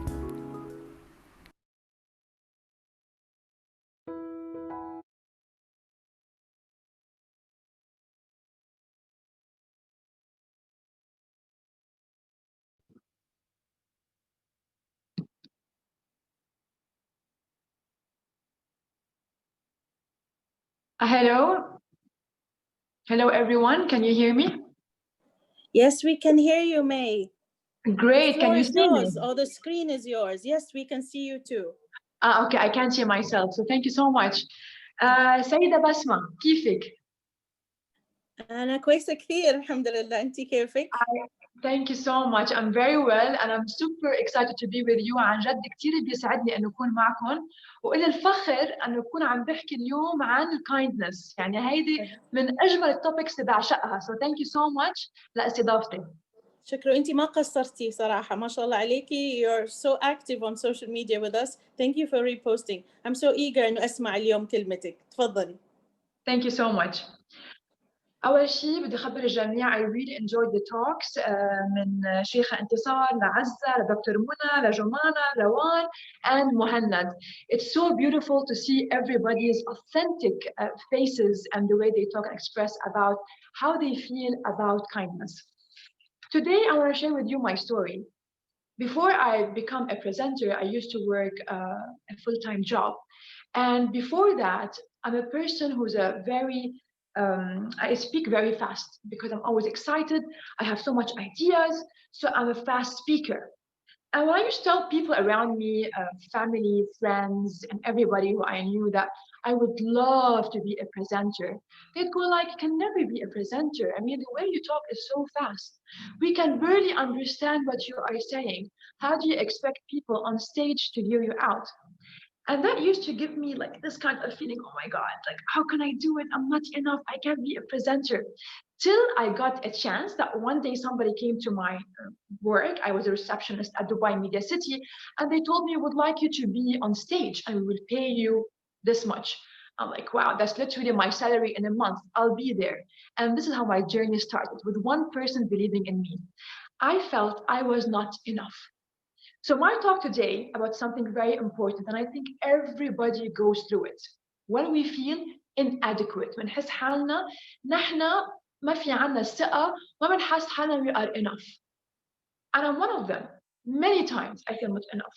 The problem is not feeling enough or inadequate is when we are kind, we don't do it with compassion. We don't always do it because when you're not kind to yourself, when we don't understand our qualities, when we're not confident with our character, what happens is that we are unable to be always kind. And sometimes our kindness is more about to get approval more than wanting to be truly, authentically kind. So what makes us feel inadequate? شو الأشياء اللي بتخلينا نحس إنه نحنا we are not enough, we are not special? Look at your history. Look at when you are younger. There are things that happens with you in school, with friends, family members who didn't mean any harm, but it happens, where they made you feel not enough in some areas. And that grows with us from a child to an adult, and we take it with us everywhere we go. On top of that, we feel not enough because of the comparison. We continuously compare ourselves to everyone, including myself. What happens with social media and online, instead of only learning, what we do is we look at them, oh my God, they are way more successful. Look at their achievements. They are my age, but they're doing much more than what I'm doing. And trust me, I'm actually turned, I'm 36 years old now. And even at this age, I still feel inadequate in some areas. And that hit me so hard during the Corona times. The reason why it hit me so hard during the Corona times is because usually I feel self-confident and I feel my passion and my work is on stage. This is what I feel best that I am at stage. So in Corona times, I was 100% staying at home as a mom, full-time mom, and I was not able to be a great mom because of under pressure, financially, mentally, emotionally, like everybody else. So I started digging deep inside and hitting my subconscious mind where everything that I felt about I'm inadequate. And this I started learning to learn more about myself. I even hired a therapist because I felt that I'm going through lots of emotional issues. So going through therapy, yes. كنت عم تحكيني شيء؟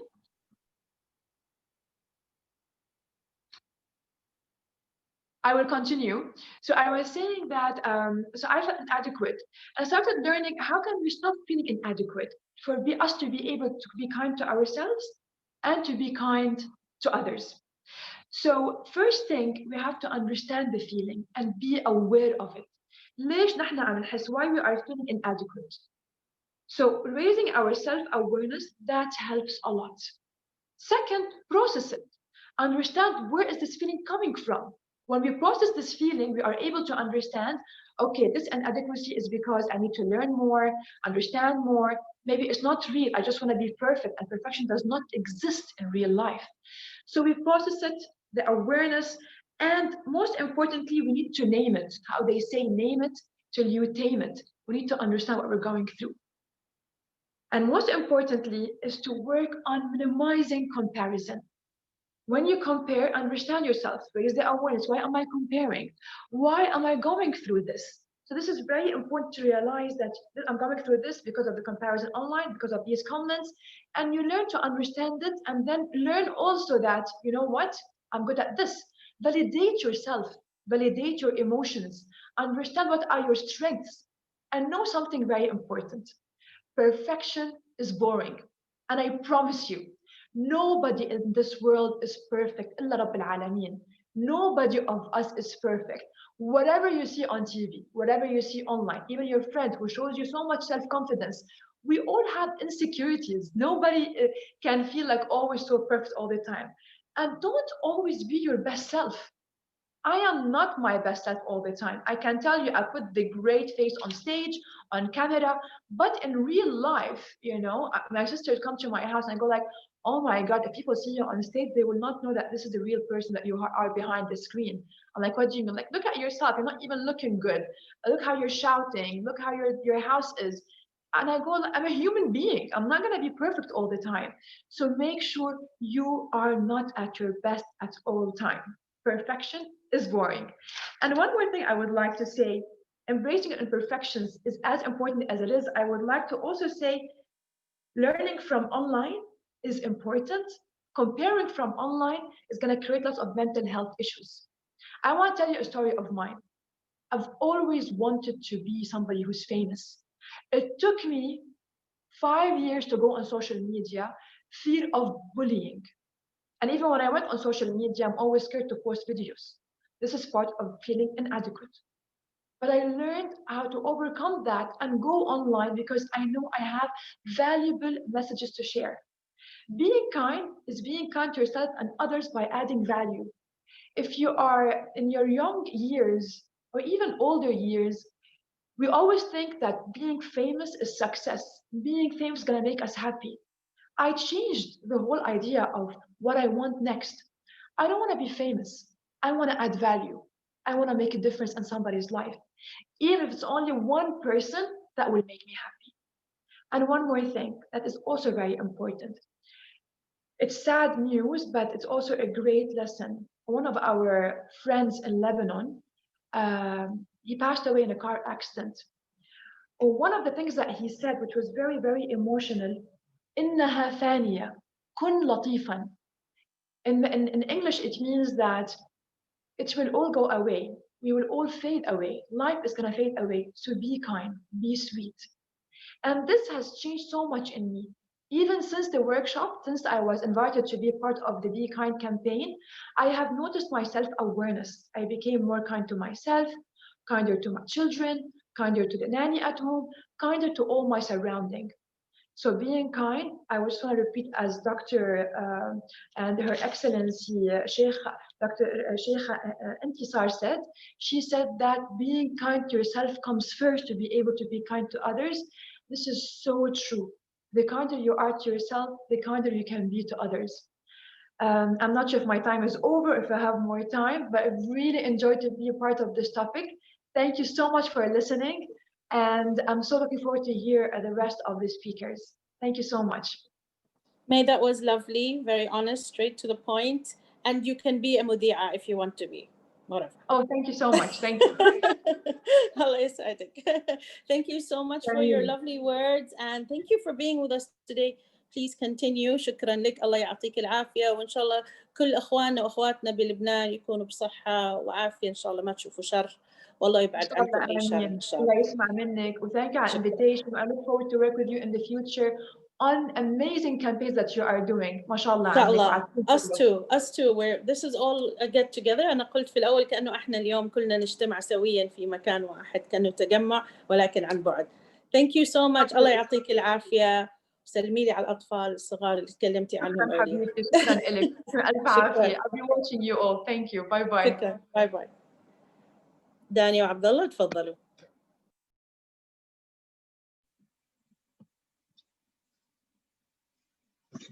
شكرا مي، كان جد يعني الطاقة الإيجابية وهي تتكلم كنا نحس بيها.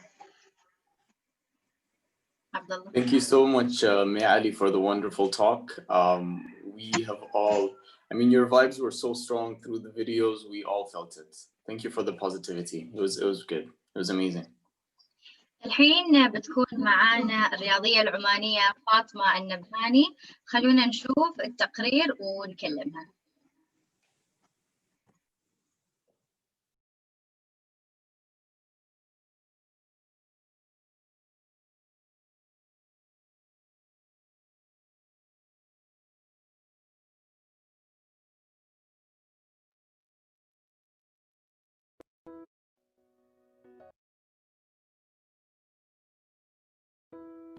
مرحبا. بمناسبة اليوم العالمي للصحة النفسية، اسمحوا لي بداية أني أشكر جناب السيدة بسمة وعيادة همس السكون لإقامتهم هالمنتدى السنة أكيد بيحمل أهمية استثنائية من حيث توقيته، والعنوان هو نفسه اللي حامله. من حيث توقيته نظراً للظروف الأكثر من سيئة يلي مرت يمكن على كل بلدان العالم، ويلي تركت آثارها الجانبية اللي كتير سلبية على نفسية كل فرد من أفراد المجتمعات، من أمراض لأوبئة لكوارث طبيعية لحروب لأزمات اقتصادية، وبالتالي أكيد أزمات اجتماعية كتير كبيرة. كن لطيفاً، be kind، كلمتين هن بغاية البساطة وما فيهم كلفية ولا بدهم مجهود ولا جسدي ولا نفسي كتير كبير لنقدر نترجمهم على أرض الواقع، بس أثرهم ممكن يكون بمثابة علاج كتير مهم لشفاء كسر الخواطر، الوجع، لإعادة الأمل، لإعادة الحلم لكل الناس اللي حوالينا. هالشي هيدا بيتطلب إنه نطلع كل الطاقة الإيجابية يلي بداخلنا.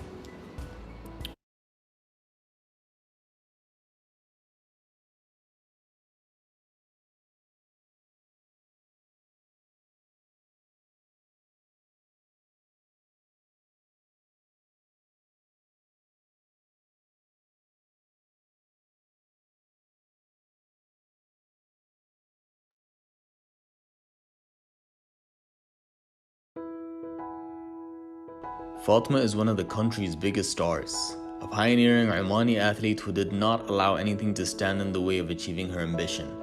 She has been competing internationally since she was in the mere age of 9. She has won 10 single titles and 13 double titles on the ITF circuit. من أكبر النجمات في البلاد، فاطمة النبهاني رياضية عمانية لم تسمح لأي شيء بالوقوف في طريق تحقيق طموحها. فازت ب10 ألقاب فردية و13 لقب زوجي في حلبة الITF.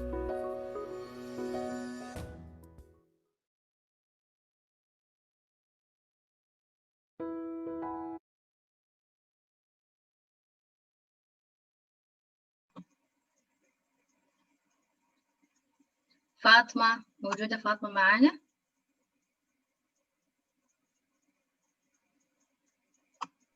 موجودة فاطمة. مساء الخير. فاطمة نورتينا، كيفش؟ بنوركم الحمد لله، كيفكم أنتم؟ عساكم طيبين يا رب. والله طيبين الحمد لله، دام شعارنا كن طيبا إن شاء الله دائما. آمين يا رب إن شاء الله دائما. فاطمة بس علشان شعارنا كن طيبا، برأيك هل الكلمة الطيبة مهمة للصحة النفسية؟ طبعا أول شيء شكرا على الاستضافة، وأنا يشرفني طبعا أني أكون معكم مشاركتكم في هذا الملتقى الجميل. هل الكلمة الطيبة مهمة للصحة النفسية؟ أكيد طبعا الكلمة الطيبة مهمة للصحة النفسية، لأن الكلمة الطيبة سعادة، والكلمة الطيبة ترفع من معنويات الشخص وتخليه يأتي أحسن. هي أهم شيء لتحسين الصحة النفسية أتوقع، لأن تحسن من مزاج الإنسان، وكل ما الإنسان حس بسعادة ترتفع معنوياته، تأثر على عمله، تأثر على أدائه في أي مجال من مجالات الحياة. الكلمة الطيبة طبعا تحمي من الإحباط، تبعدنا عنه.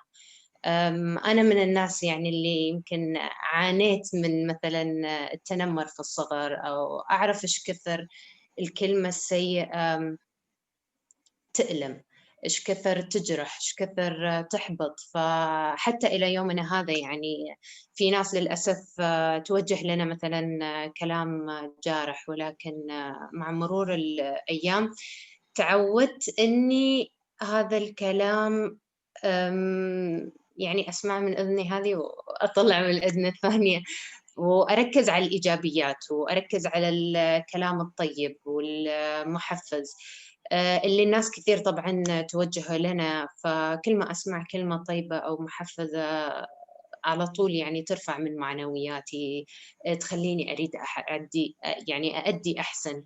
فأكيد طبعا يعني الكلمة الطيبة لها أثر كبير على الصحة النفسية. أكيد.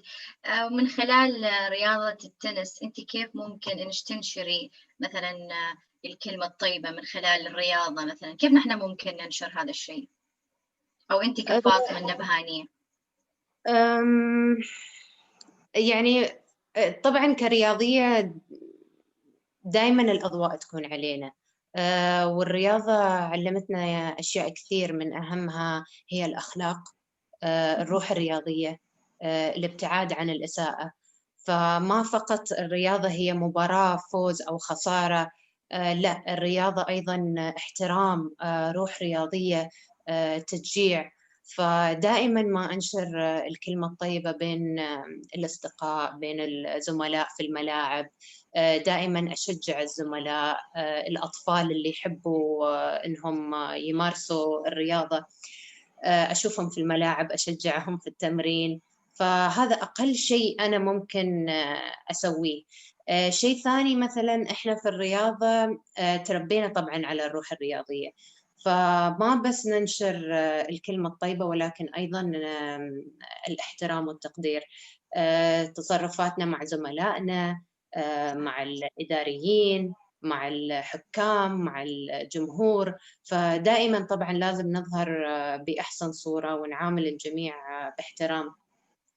أيضا شيء من الأشياء اللي تعلمناها في الرياضة إنه لو خلال المباريات مثلا أسأنا بكلمة على منافس أو على حكم أو على جمهور، على طول نتعاقب على هالشيء. فيعني تعودنا إنه نقول شيء زين أو إنه نسكت. نسكت أحسن.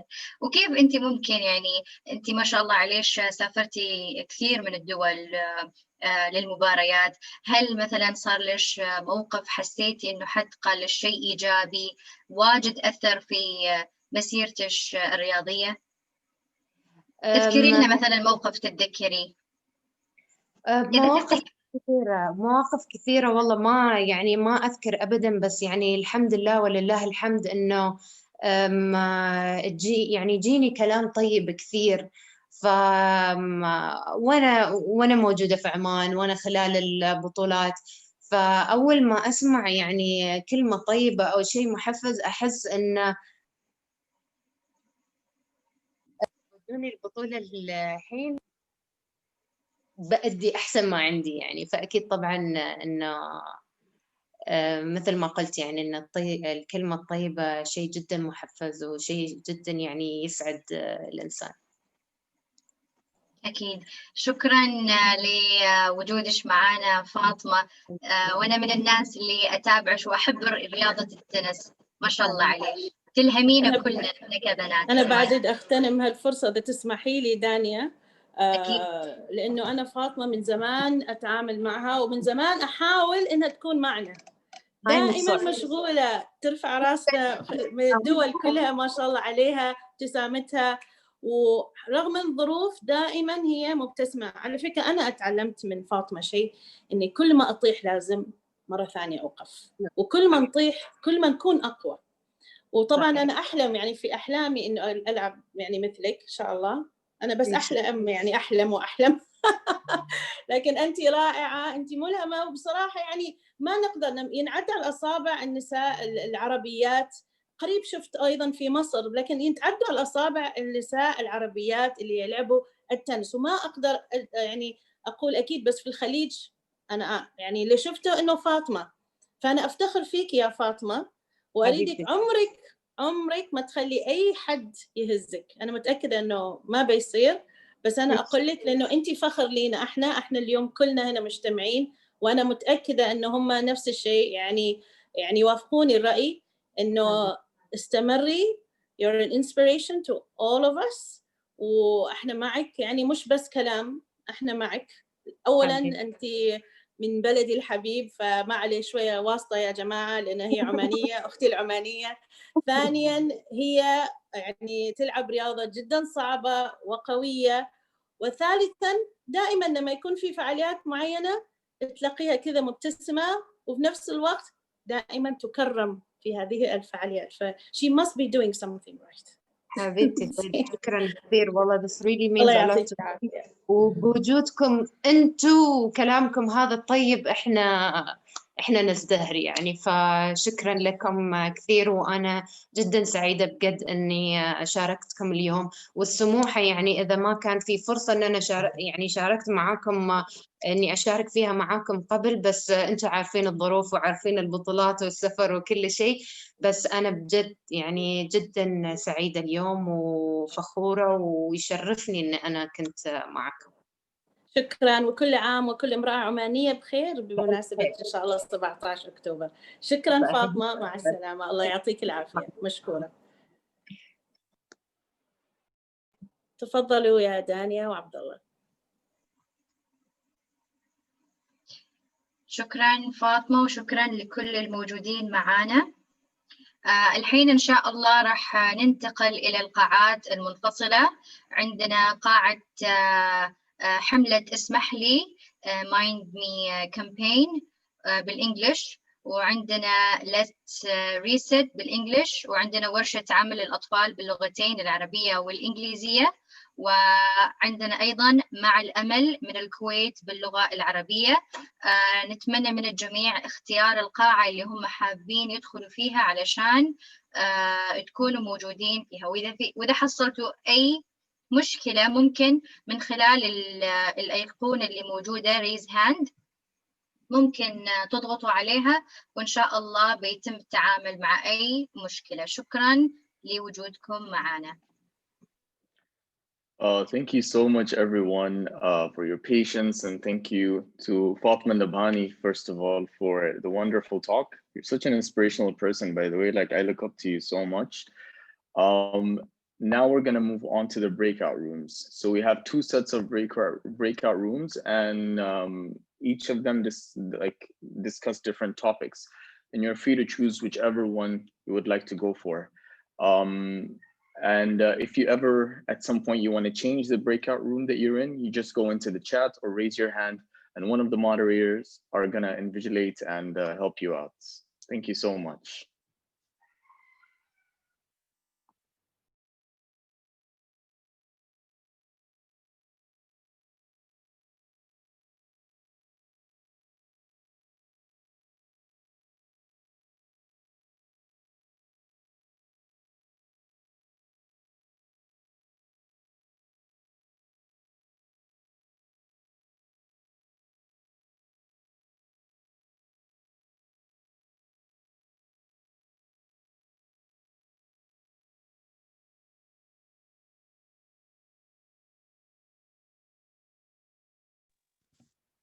Hello?